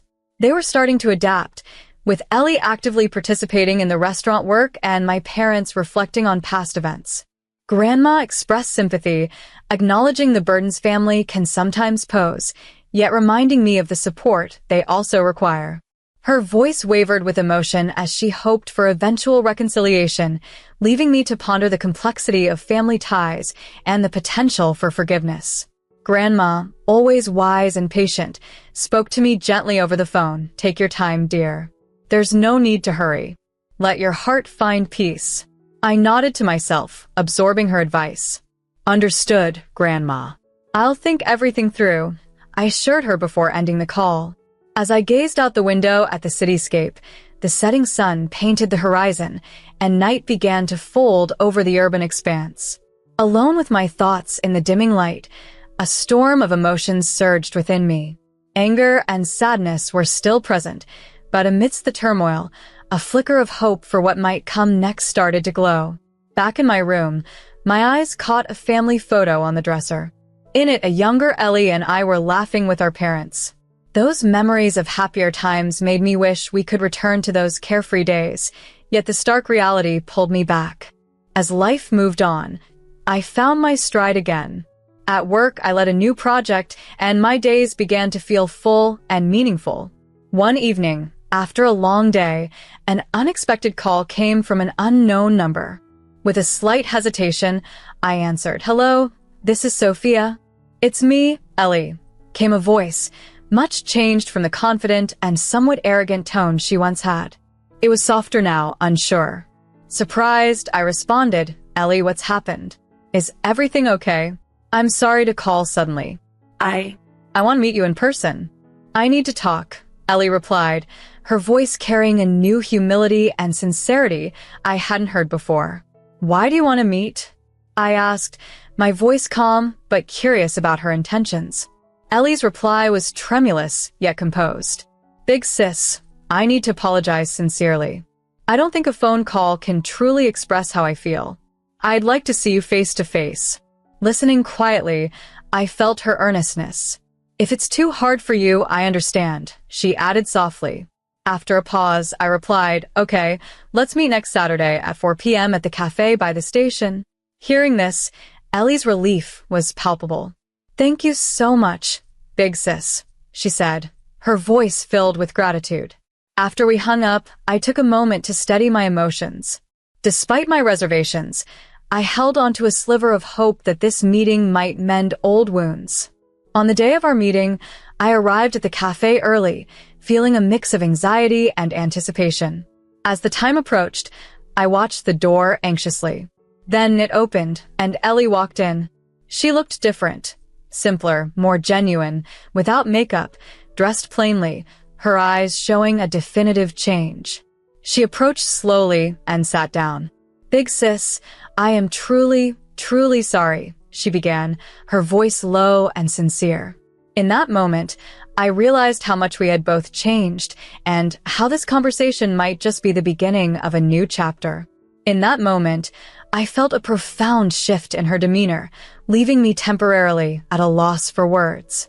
"Ellie," I began hesitantly, but she swiftly carried on, her voice trembling as she held back tears. "We were at our grandmother's house where she was working for the first time, and it was there she realized her deep dependence on me over the years. She confessed how much she had taken my support for granted, always expecting me to put aside my own needs to help our family." As tears streamed down her cheeks, Ellie reflected on her past actions and repeatedly expressed sincere apologies. She shared how working at our grandmother's house opened her eyes to the many ways she had leaned on me and the insights she gained into our family dynamics and her own self-awareness. I listened in silence. Each word she spoke seemed to melt away the long-standing resentment and sorrow within me. As she spoke, I felt the weight of heavy emotions lifting from my heart. "Thank you, Ellie.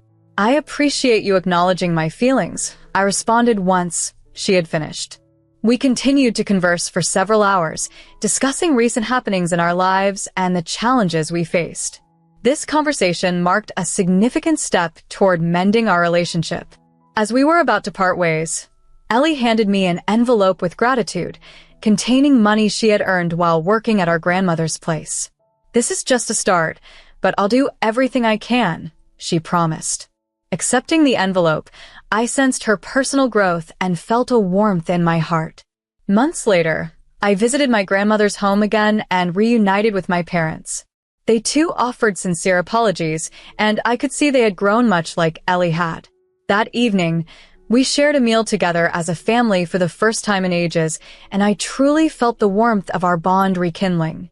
Although I wasn't ready to forgive everything just yet, witnessing my family's efforts to make amends step by step filled me with hope for our future. Before I left, my grandmother shared some wise words with me. "Sophia, you have certainly grown strong. But remember, as vital as that strength is, maintaining your kindness is what matters most," she advised. Embraced by my grandmother, I couldn't hold back my tears, sensing this might be the start of a renewed relationship with my family. I left feeling the burden on my heart lighten, hopeful for what the future holds.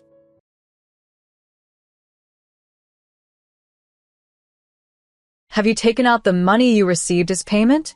It seems quite straightforward to ask, but reflecting on the past 3 years, even when I've handed over money, you've never once thanked me.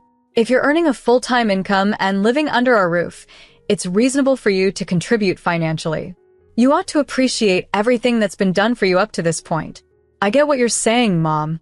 But why this sudden confrontational tone? Is something bothering you? It's unusual for you to fuss about not being thanked for financial help. And when you mention that I managed to attend college because of your support, do you think it's fair to view my financial contributions as merely repaying a debt? As the eldest daughter, I do understand the expectation to contribute, especially since I'm living at home. But isn't it also true that I'm supporting all 4 of you who aren't employed full-time? That's incorrect. I do work, though not in a full-time capacity like you. Are you suggesting that part-time jobs don't count as real work? So, you'd prefer I use all my earnings for myself and not support my parents at all? What exactly do you think of us? If you're not willing to contribute financially, perhaps it's time for you to move out. It's going to be difficult for someone with only your limited work experience to live independently, sister. Ha! I've contributed financially to my family every month for the last 3 years without question, believing it was my duty. However, I've now reached a point where I see that situation wasn't fair to me. Thank you, but I will be leaving home. I suspect they'll soon regret taking my support for granted. Indeed, a month after my departure, I received a call. My name is Sophia. I'm unmarried and have lived with my parents all my life. Many assume that I'm still dependent on them because I haven't moved out. But the truth is far from it. There are substantial reasons I stayed home for so long. Rewinding to my childhood, I was 7 when my sister was born. She's adorable. She's your sister, Sophia. Get along well with her, my parents would say. I'll protect her because I'm the big sister, I recall thinking. My parents were overjoyed with her arrival. Dad often played with my sister Ellie, occasionally getting scolded by Mom for spoiling her. I looked forward to spending time with Ellie too, but somehow I never grew to like her. Mom, have you seen my gym bag? Isn't it hanging up? You should look after your things, she'd reply. Typically, I kept my gym bag on a hook in the living room, but it wasn't there. Despite my question, Mom seemed indifferent, responding coolly as usual. I'd end up finding it in a drawer, mixed with other items, after searching thoroughly each time. The moment I finally located it, Mom would appear. What are you doing? You've made a mess of the drawers. I'm sorry. It requires more attention than Ellie, she'd say. Even as a young child, I felt this treatment was unfair, but whenever scolded, I'd involuntarily blame myself, a typical reaction of a child. Since Ellie's birth, Mom began to scold me more frequently, which led me to gradually withdraw and fear similar interactions with Dad. What did you buy a toy for, Ellie's? I thought she'd like it. I want a toy too, I'd say, and he'd respond, I'll buy you one next time. This pattern of feeling overlooked and undervalued started early and extended deep into my adult life, influencing my decisions and my understanding of my place within the family. I've always wanted a toy of my own. Yet it seems that every time I mention it, the conversation quickly turns to Ellie and how it's not fair. That's not fair. I want it because I choose to, my father would say, growing louder if I persisted, which only made him less inclined to buy it. His voice, so full of frustration, would fill the room, causing my sister to cry. As he comforted her, I stood there, nearly in tears, feeling invisible and uncared for. The scoldings from my mother were harsh, but the sheer force of my father's yelling was unbearable. I always felt on edge around him, and my mother never seemed to take my side. Stop being jealous of Ellie and asking for toys, she'd say. You're the older sibling. Shouldn't you know better? Come help me instead. Handing me a soapy sponge, she directed me to the sink. I'd wash dishes mechanically, as if on autopilot, while she attended to my sister. The sounds of their laughter in the background contrasted sharply with my solitude at the sink. When a second child comes into the family, it's natural for the first child to receive less attention. This often leads to feelings of loneliness and the expectation to take on more responsibilities around the house. Parenting is a challenging task, especially when there's a lack of time or emotional bandwidth, making it tough to distribute love and attention equally. I tried to tell myself that my sister received more because she was younger, but as time went on, the disparity only grew more glaring. My sister, on the other hand, would gleefully wave a magazine around, exclaiming, "Can you buy me the clothes in here, Dad? They're not too expensive, please." My father would consider it, smiling. "All right, I'll discuss it with your mom." "I love you." She beamed. "Yay, I love you, Dad." Meanwhile, I only received gifts on special occasions, while she seemed to get what she wanted upon asking. One day, mustering some courage, I too asked for something, only to be met with a dismissive, "Be patient." That response deflated my spirit, and I didn't press any further.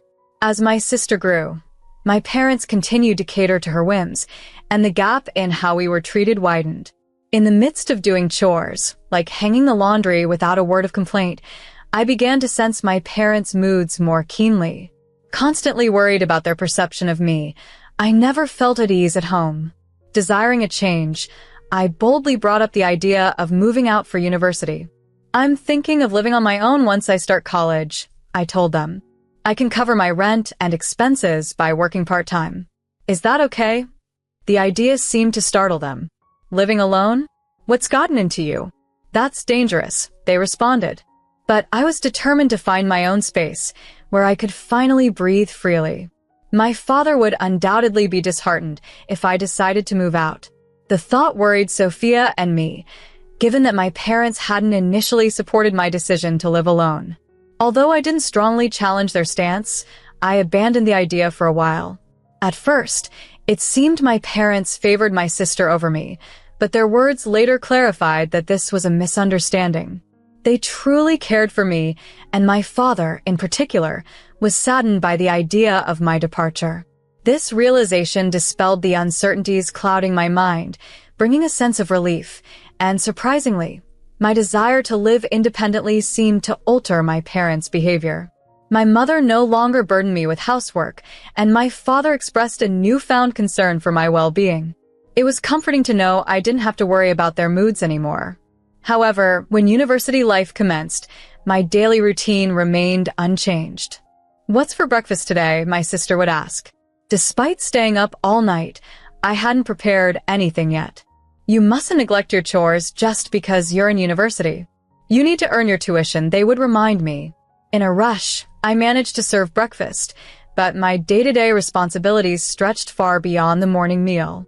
I handled all the household chores, cooking, cleaning, and laundry. I once believed my parents discouraged me from living alone because they cared, but as graduation neared, I saw it was a misconception. "Dad, Mom, I need you to understand that after I graduate, I intend to live on my own," I asserted. They resisted, suggesting I stay until marriage and lamenting about the efforts they made for my education. They feared being left to manage household chores alone, but I was firm in my resolve this time. Despite their tears and pleas, calling it cruel to leave them, I was moved but still gave up on my plans for independence.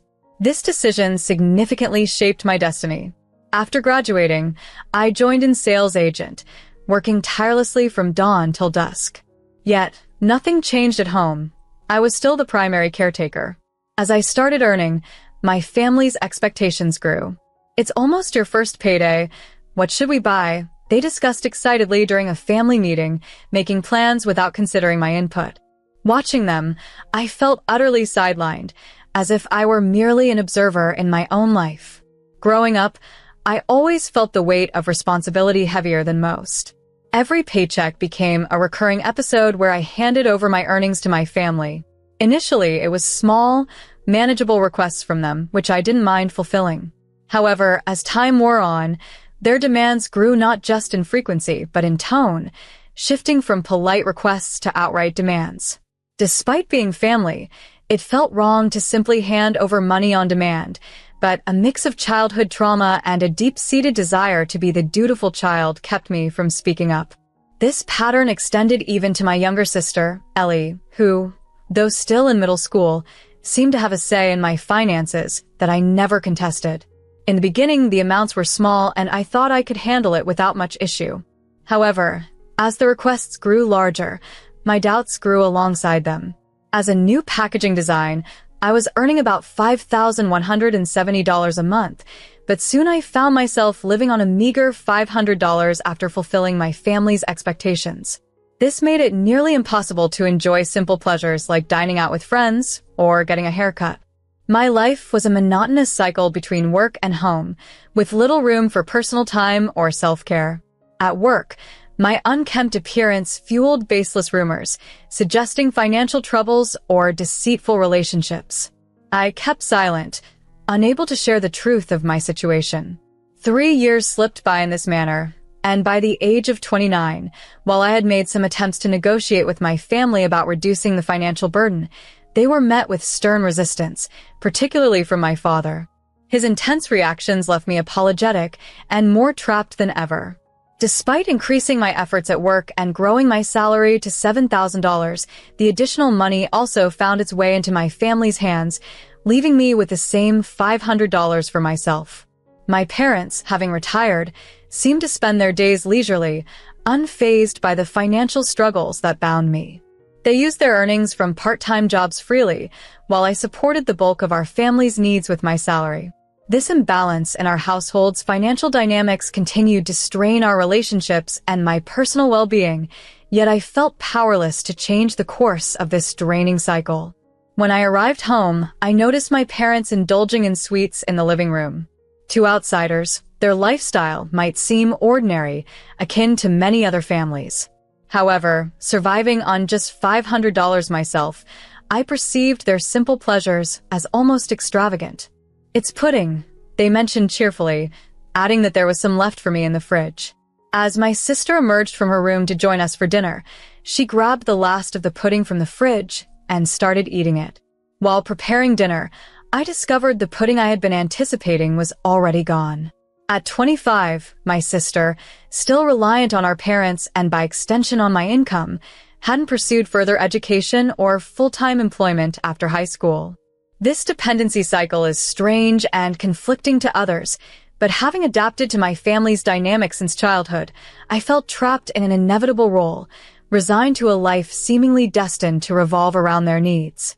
Amid this, a pivotal moment came with my company's decision to enhance workplace well-being by introducing a counselor.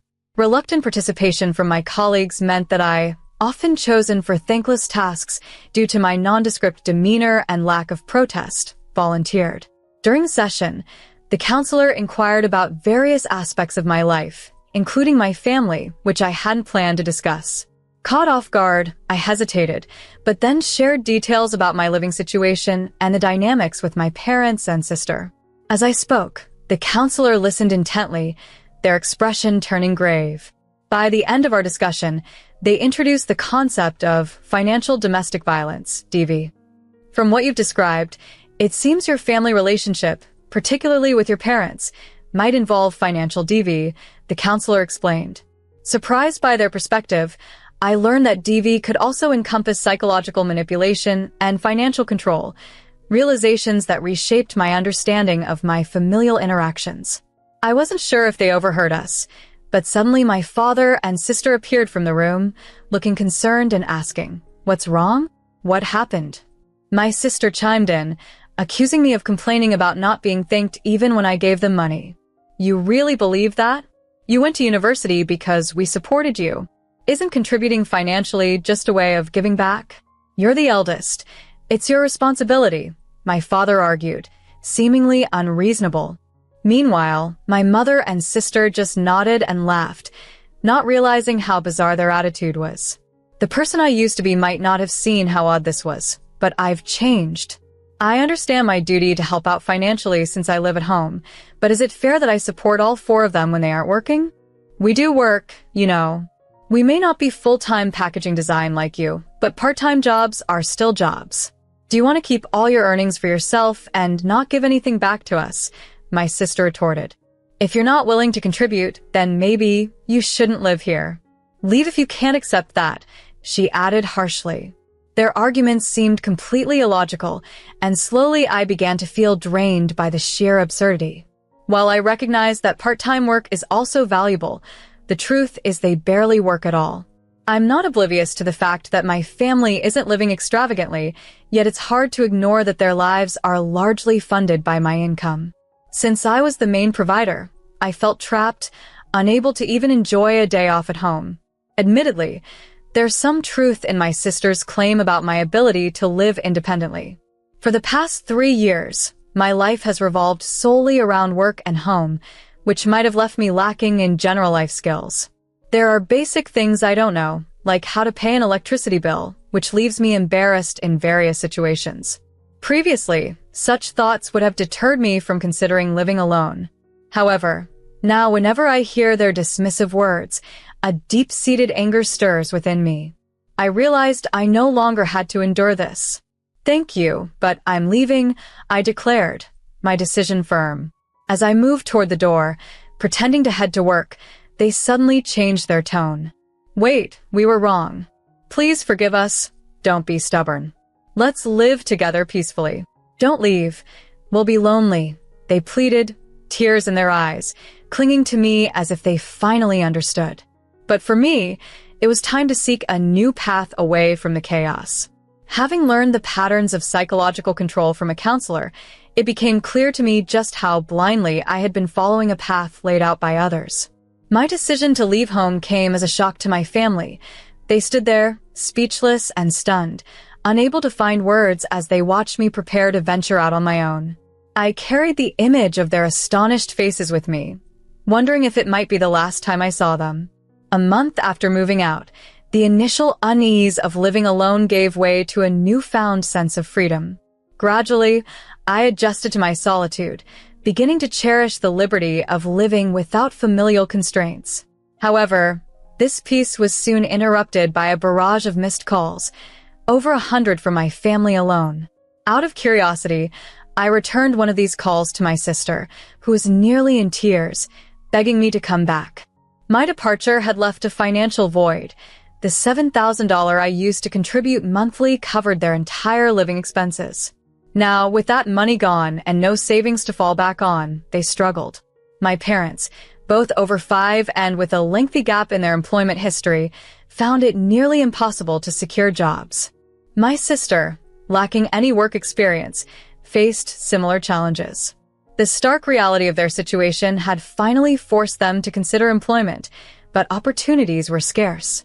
Despite their desperate situation, I resolved to stay firm in my decision to not provide further assistance. Reflecting on my past, I recognized how deeply I had allowed my family's needs to overshadow my own. This realization marked a turning point for me. I was no longer willing to sacrifice my well-being for those who had so casually taken advantage of my generosity. Now, liberated from the oppressive environment I once called home, I am embracing the freedom to build my life on my terms. With a clear mind and a focus on my own happiness, I look forward to spending my next day off exploring and shopping for things that truly bring me joy. This is the start of prioritizing myself, a refreshing change that fills me with optimism for the future.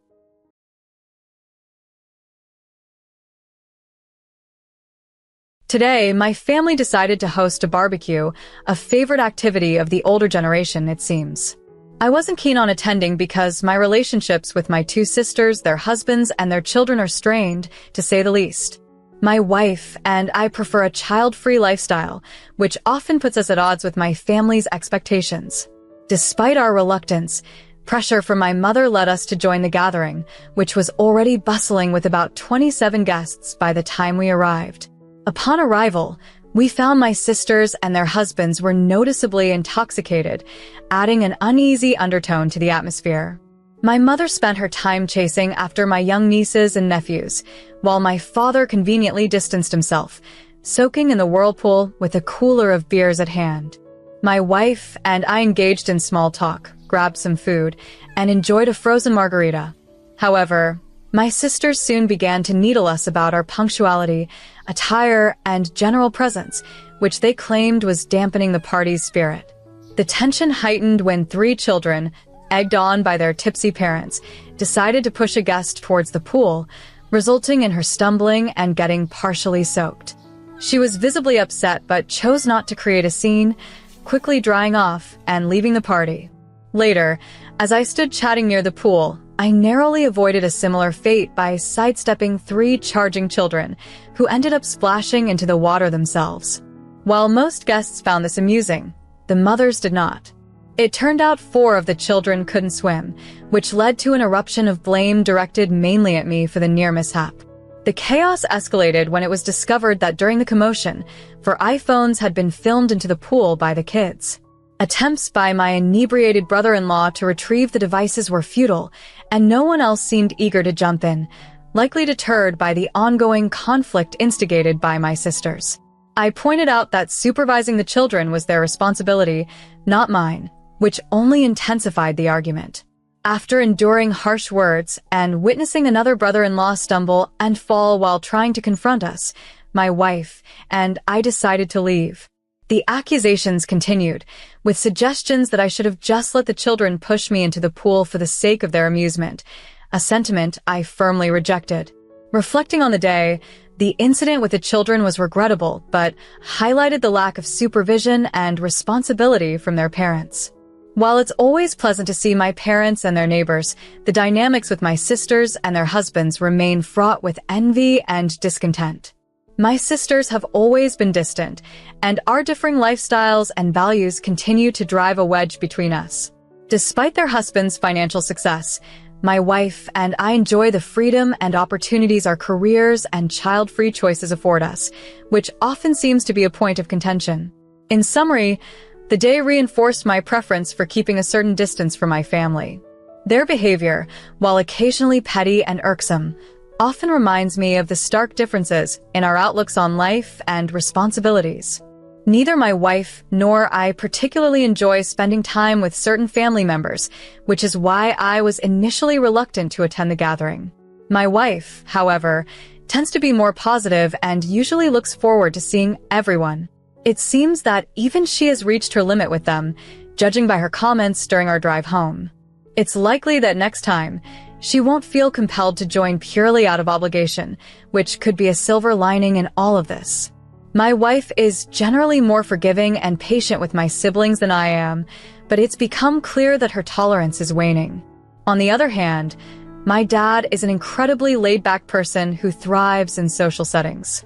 Having been account manager, he enjoys making sure everyone has a good time, especially now that he's retired.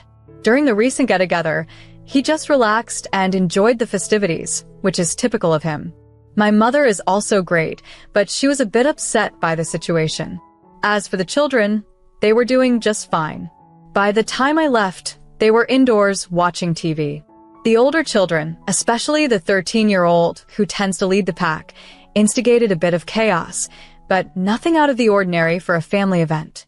Speaking of the event, it was organized as a makeshift 4th of July celebration because my sister's family was away on a real holiday. My parents, who love hosting, decorated their home with flags and red, white, and blue banners, and even set up a barbecue and margarita machine. They promised sparklers for the kids, making it a special day despite the absence of some family members. Unfortunately, the party didn't end on the best note. My brother-in-law ended up needing stitches after an incident at the party and was too inebriated to drive himself to urgent care. This caused quite a stir and later led to a heated exchange in a family group chat, which resulted in my wife and I deciding to block several family members. Following these events, my parents demanded that those involved come over the next day to clear the air and establish some ground rules. The outcome was a half-hearted apology, mediated by my mom. In a later development, I received an unreasonable demand for money via text, which I immediately dismissed and reported to my parents. This escalated to my parents severing ties with my siblings' families regarding some family properties and privileges, which significantly shook everyone involved. Overall, these experiences have led us to a decision to distance ourselves from these family gatherings if those family members are present, to maintain our peace and avoid further conflicts. Our lives have taken a tranquil turn recently, especially after making some changes regarding our family interactions and a mountain property we own. My parents, who've always been the laid-back type, now enjoy regular weekend getaways there, a change from their usual routine and a testament to their newfound zest for life. We bought this house in the mountains for them, a dream they've harbored for years. To avoid any unnecessary family drama, we kept the ownership a secret, especially from my siblings. Not long ago, my sister and her husband unexpectedly showed up at our house to offer apologies while my wife and I were out for dinner. They left a note, and my sister even tried calling me at work, but I chose not to answer. After some reflection, we've decided to minimize contact with certain family members.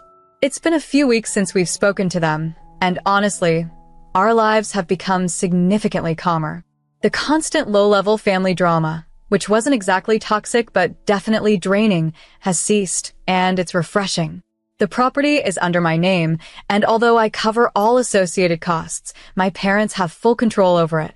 They decide who can use it and when. This arrangement has made things simpler, especially with the family dynamics being what they are. Despite some siblings dreaming of one day building a family compound on the larger-than-average lot, which offers potential for multiple homes with great views, those plans are unlikely to materialize. My sisters aren't truly remorseful. Their apologies seem driven by what they stand to gain or lose. As for my parents, they continue to enjoy their autonomy. They've even started spending individual time with my nieces and nephews, picking them up from school and spending quality time with them, one-on-one rather than all together, which has proven less stressful. They've made it clear they don't intend to host my sisters and their families at their mountain retreat anytime soon. Looking ahead, if and when the time comes to decide the property's future, we're leaning towards selling it rather than managing it ourselves. If we crave mountain air, renting a place will suffice. This whole situation has revealed many underlying family dynamics and has allowed my parents to reclaim their peace, something they deeply cherish. In the end, the peacefulness we've experienced recently has been enlightening, emphasizing the value of setting boundaries and cherishing the quiet moments away from needless drama. This incident, starting from a simple pool party, turned out to be a catalyst for positive change in our family dynamics. To give you some context, my parents have never been great at saving money. I've been handling their taxes for years, so I'm quite familiar with their financial situation. They own their home outright and have little debt, but they didn't save much for retirement. They rely mostly on Social Security, my dad's decent pension, and a small amount of savings, definitely no hidden riches. I even bought them a car when they retired, which was the first car they owned in 25 years without leasing.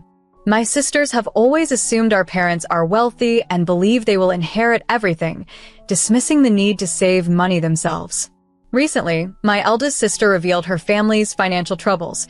They've maxed out credit cards and are behind on car payments to the point of facing repossession. She confessed to my parents that her supposed high income was actually half of what she claimed, and that for the last 1 year, she had been renting out our family's vacation home, earning thousands from it, without our knowledge. Now cut off from using the vacation home, she had to cancel upcoming rentals, fearing they'd lose everything. My parents are in no position to help financially. My other sister knew about the rental scheme and might have been doing the same. I discovered this when I encountered a family at the vacation home who claimed they were friends staying on behalf of my sister. When my parents informed me of this situation, they warned me that my sisters might soon approach me for help. Sure enough, they showed up at my doorstep, pleading to use the vacation home, and even demanded I pay for their children's college tuitions. I confronted them with what I knew, leading to an intense argument filled with denial and tears. After they left, I sought peace by securing the vacation home. I installed a new lock on the gate, reset the door keypad codes, and added security cameras, a necessary expense for peace of mind. I've taken over managing the property for my parents, who are now unfortunately caught in the middle of this mess. This responsibility shift has changed how we use the vacation home, making it a protected space rather than one of shared family enjoyment. My parents have officially handed off the vacation home management to me due to the pressure from my sisters.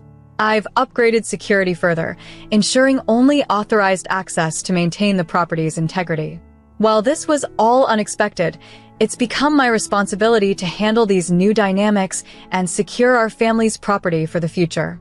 I haven't shared with anyone except my wife that we've changed the locks on our vacation home, and only we have the keys now.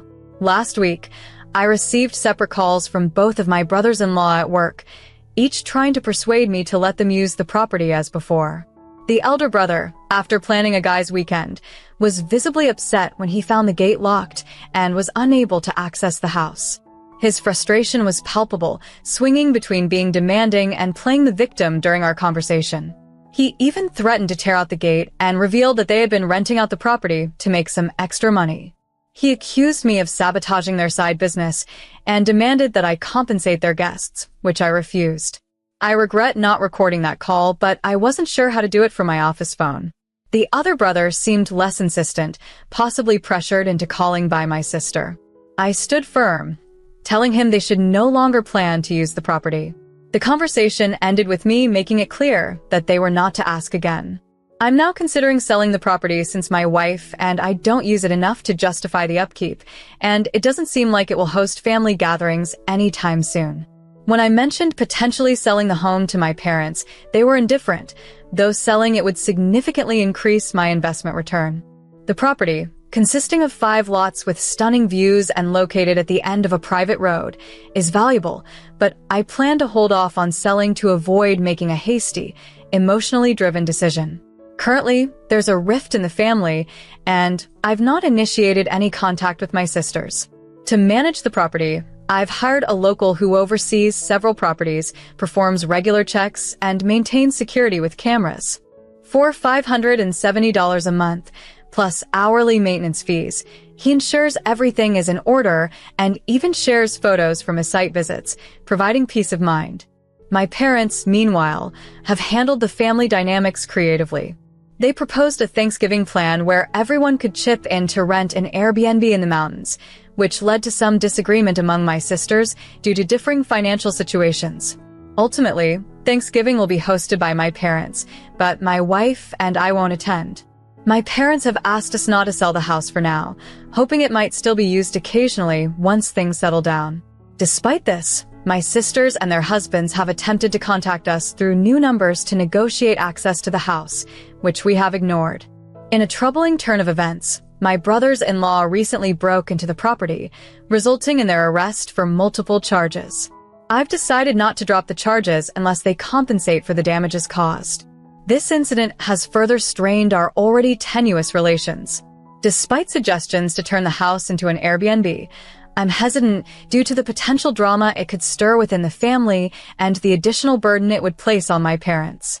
For now, the future of the vacation home remains uncertain as we navigate these complex family dynamics. I had previously requested a few repairs and provided a list to my contractor, who often sends his clients captivating photos of wildlife or sunsets every week. This charming gesture had me looking forward to visiting my vacation home the Friday after Thanksgiving. Unfortunately, that plan was overshadowed by a distressing incident involving my relatives, referred to here as the John, who caused considerable damage to my property. They forcefully entered the property by cutting through the chain on the driveway gate with an angle grinder, which also damaged the gate itself.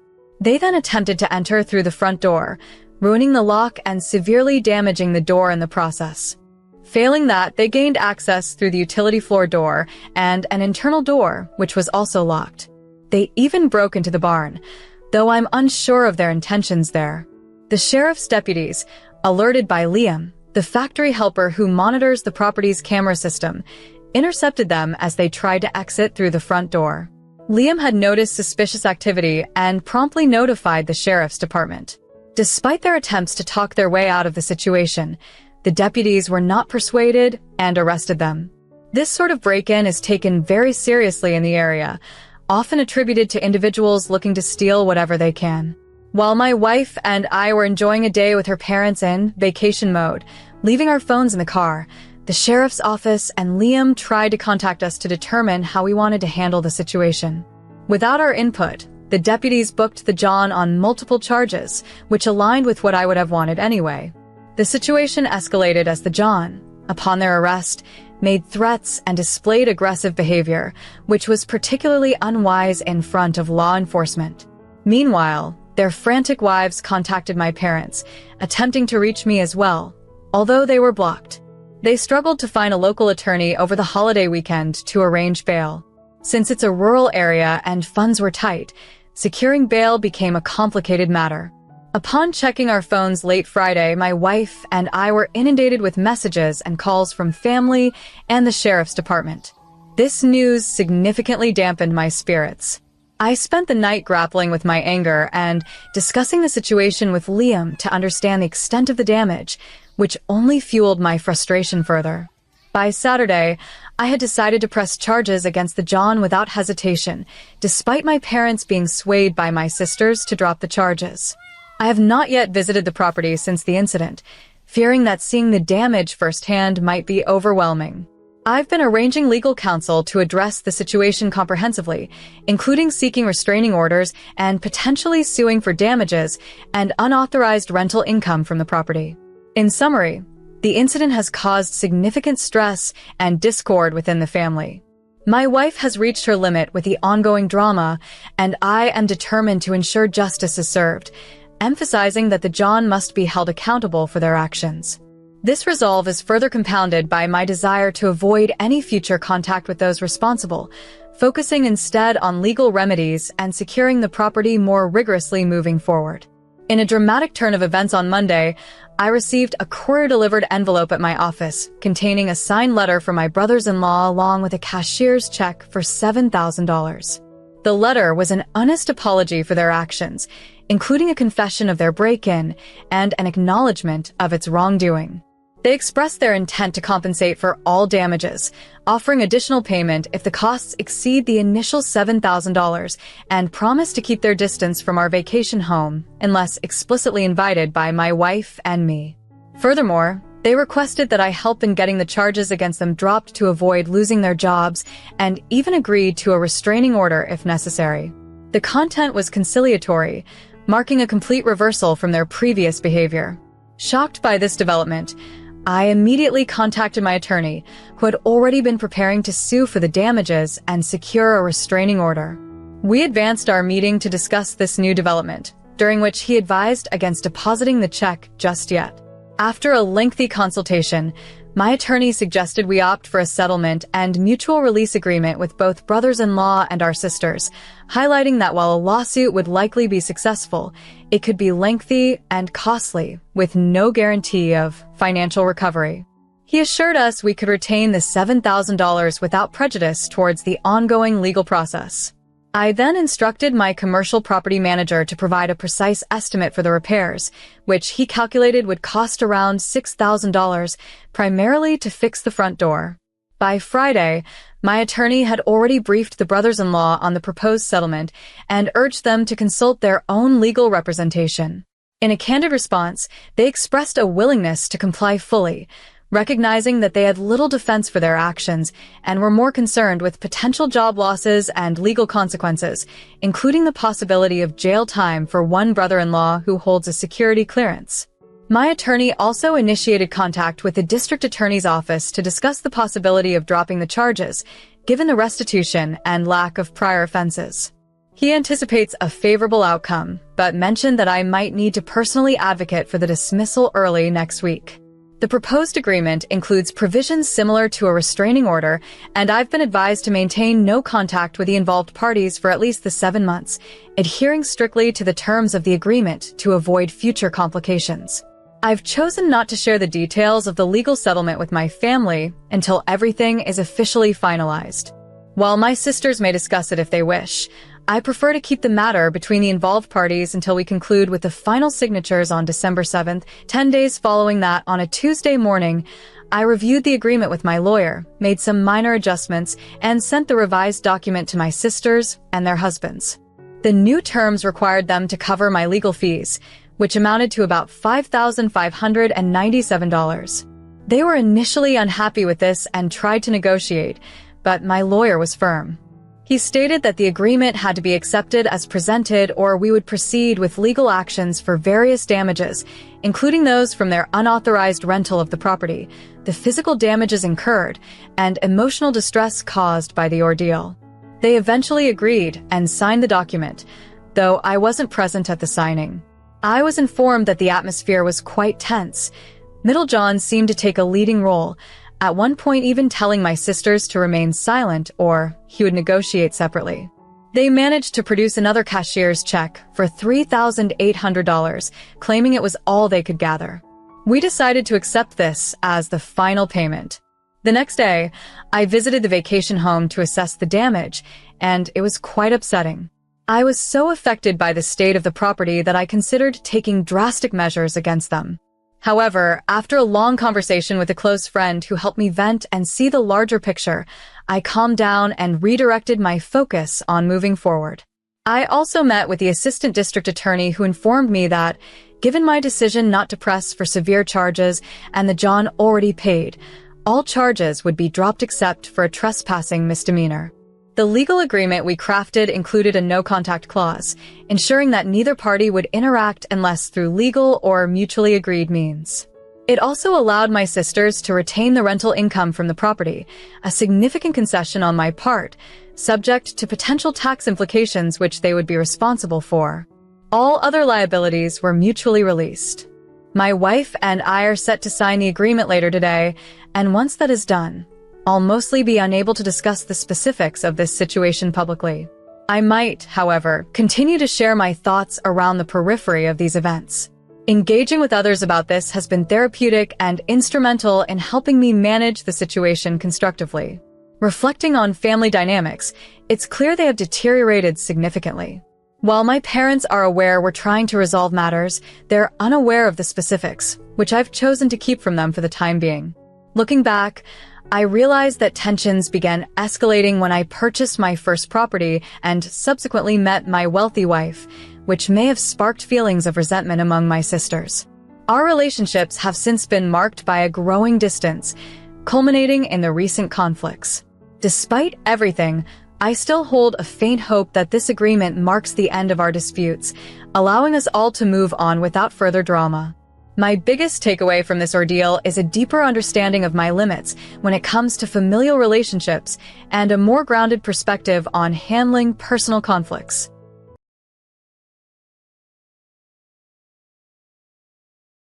Recently, I've been dealing with a challenging situation involving my 10-year-old sister. She has been secretly taking my belongings, including makeup and shoes, and even racked up $100 in charges on my credit card. My parents, who are both wealthy and strict, typically reward good behavior and academic achievements with gifts. However, this year, after my sister's grades dropped and she was denied the iPhone she wanted, her behavior took a turn for the worse.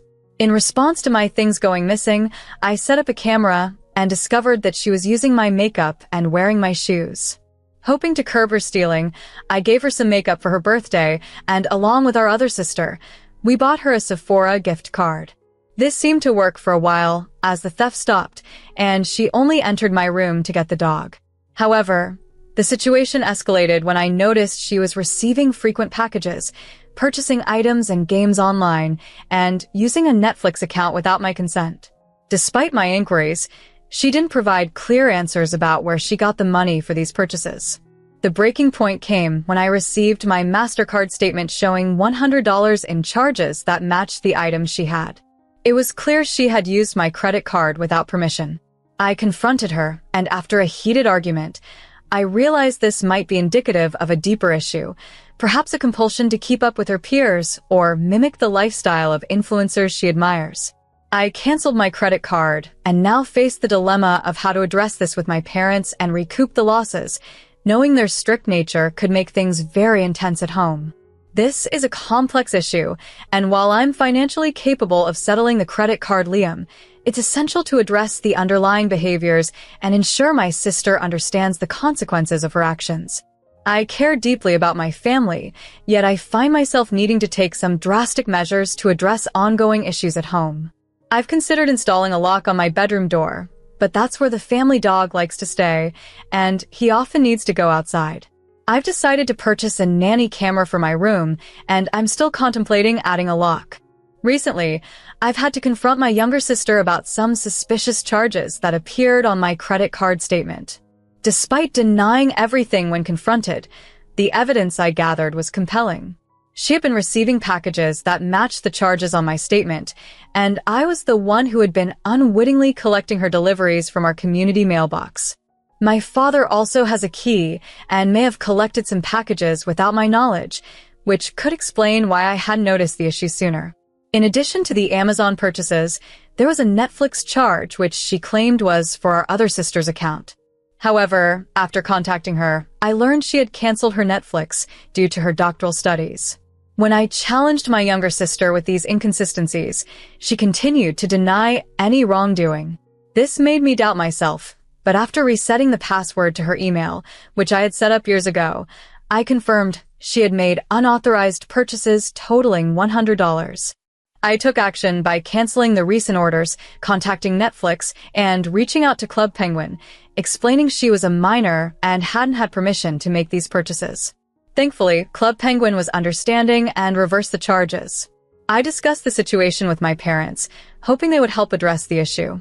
They offered to pay the charges, but I stressed that it wasn't about the money. It was about teaching her a lesson. They seemed dismissive, so I warned them that I would stop managing these problems for them and would start distancing myself from my sister's life. This includes moving my graduate school applications out of the province, a decision influenced by their lack of action, which previously drove my older sister to move away due to their behavior. As of now, there appear to be no consequences for my sister. She seems unaffected and continues to stay in her room. My dad has transferred the money to my account, perhaps thinking this resolves the issue. However, I haven't paid off the card yet, and I'm left feeling that my concerns are still not being taken seriously. The assignment is due on August 25th, so there's plenty of time. I had a conversation with my boyfriend, who mentioned he has connections within the police department and with flight paramedic. He's planning to reach out to them for assistance. Interestingly, my older sister is scheduled to visit next Tuesday, and we are trying to coordinate her visit with a possible police intervention.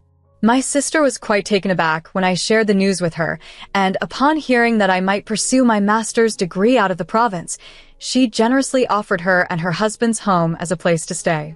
They even welcomed the idea of me bringing my dog along, which is a comforting thought. Recently, my boyfriend successfully contacted a police officer he knows, who in turn referred him to another officer who will be visiting us next Tuesday afternoon. The timing aligns perfectly with my sister and brother-in-law's arrival. Following the visit, the plan is to take my sister to nearby army offices, located next to the police headquarters, for a comprehensive tour. We decided it's best to have the police visit first to potentially make her more receptive to the discussions that will follow. In addition to the police visit, my sister and I intend to discuss with our parents about securing a volunteer placement for her, hoping to offer her a new perspective that losing a game isn't the end of the world. I believe exposing her to real-life challenges might help instill this view. Furthermore, I've reached out to a cousin whom my younger sister greatly admires to come and speak with her, hoping an intervention-style meeting might influence her positively. The officer and I spoke earlier today, and he reassured me of his experience with similar situations, mentioning that he often directs young people to counselors and could make a referral for us if it seems appropriate. Everyone's cooperation has been incredibly supportive throughout this ordeal. I'm not considering pressing charges at this point, despite the tough love needed for my sister from many of you. She is still only 10, and having practically helped raise her with my older sister, I'm not ready to see her bear a criminal record. There's a chance to guide her towards better behavior rather than abandoning her, especially given our less-than-ideal parental situation, as many of you have noted. I'm committed to helping her as much as I can, provided she's willing to make changes. If not, it might be best for me to move on and focus on my life, even though it's a tough decision to make. I'm determined to try everything possible before taking that step. To help my younger sister gain some perspective and realize that not owning a game isn't a major disaster, my older sister suggested finding her a volunteer opportunity to expose her to more challenging real-world situations. To reinforce this, I reached out to our cousin, who my younger sister greatly admires. My cousin agreed to chat with her in an intervention-like manner, reminiscent of a police visit. I've recently spoken with a police officer about this approach. He's experienced in handling such discussions and often directs youngsters to counseling. He assured me he could handle the conversation and even offer a counselor's referral if my sister seemed open to it. Everyone involved is eager to assist, and although it's been tough, I've chosen not to pursue legal action against my sister for now. Criticism from others is expected, and I might let her read some of your comments to emphasize their points. However, she's still my sister. She's only 10, and my older sister and I have essentially been her primary caregivers. We aim to rehabilitate her, not give up on her, and let her fall into potentially worse circumstances. Our parents aren't much help, and many of you have noticed that. While I can't change them, I'm focused on getting my sister out of that environment if she's willing to make changes. If not, I might have to leave to build my own life, as difficult as that would be. Thank you all for your patience and the private messages asking about our situation. I work nights and evenings, which is why I've been out of touch. Financially, I'm fairly independent, thanks to years of saving from early jobs. Despite the challenges with my parents and school, I feel I've earned the right to have them help with my tuition. I avoided discussing this with my parents directly, particularly because of my father's conspiracy theories, like his bizarre stance on store-bought milk being a scheme to weaken our bones. Over the weekend, I took some time for myself, staying at my boyfriend's place and reflecting on the situation.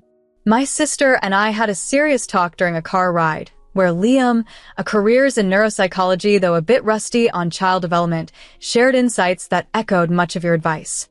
It seems we may have to distance ourselves from our parents, but that's contingent on my sister's willingness to cooperate. Looking ahead, my older sister and I plan to explore guardianship options for my younger sister once she turns 13, aiming to relocate her to a more supportive environment in my older sister's province. Given the age and history of abuse of our parents, my sister believes we have a potential legal case and has already spoken with an attorney.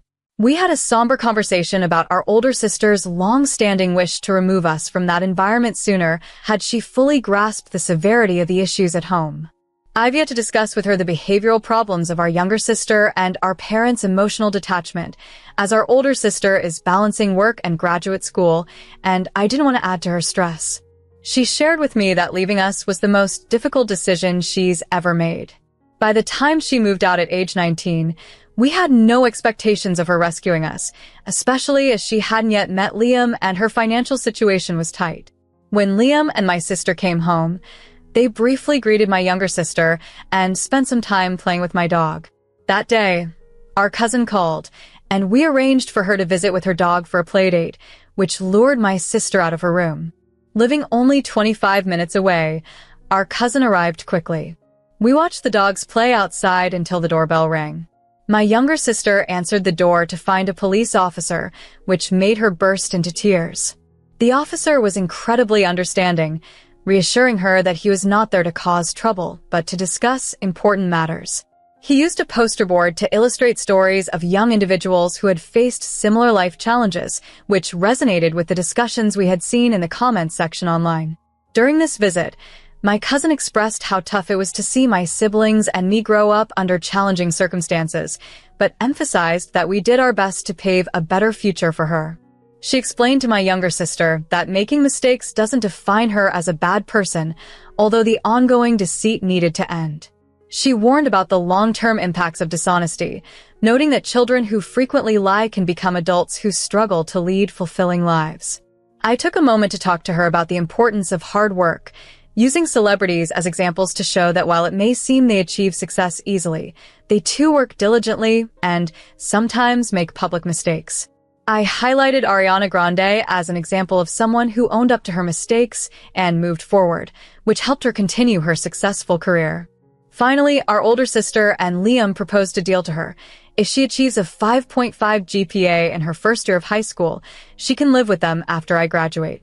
They even showed her plans for a new house where we could all live more freely, complete with 4 dogs and more space, presenting a tangible vision of a better future. This entire experience was a profound reminder of the importance of support, honesty, and second chances within our family. At our house, the police officer made it clear that not everyone gets the opportunity to set things right. He gestured to his poster board, which, in hindsight, seems rather humorous, and asked my younger sister if she wanted to emulate the people on it. Still tearful, she eventually walked over, hugged me, and apologized. Her simple admission of regret without any excuses, was enough for me. The officer and my cousin then left after giving us a referral. While my uncle believes he knows professionals who might offer better guidance, having options means she won't feel judged when seeking help. I later messaged my boyfriend, asking him to accompany her to the army headquarters over the weekend to keep her from feeling overwhelmed. The night before, we devised a plan for her to make amends. Starting now, she will walk and feed my dog every other day until it snows and learn to do her laundry. We'll also get her a bus pass, and I'll show her how to use public transit to get to school, a skill I learned at her age. She'll join me for study sessions at the library, which the university allows. If her grades improve by the first report card, I'll consider rewarding her. However, any misstep will nullify our agreement. She must also surrender all her digital passwords to me. I'll monitor her accounts to ensure she stays on track. With improvement, our winter break will include a trip to visit my sister, who's offered to buy the tickets if my younger sister's attitude betters. My uncle has outlined strict behavior rules. No lying, managing anger through conversation, obeying without question, showing me all her homework weekly, and starting a journal. I discovered she writes stories, so I bought her a journal from Walmart, hoping it'll help her express herself more constructively. While this plan is ambitious, it's a chance we're willing to take for my sister's growth. Thank you to the Reddit community for your support. I'll update you in 4 months on our progress, or hopefully we'll be too busy enjoying time with my sister and her 4 dogs to post.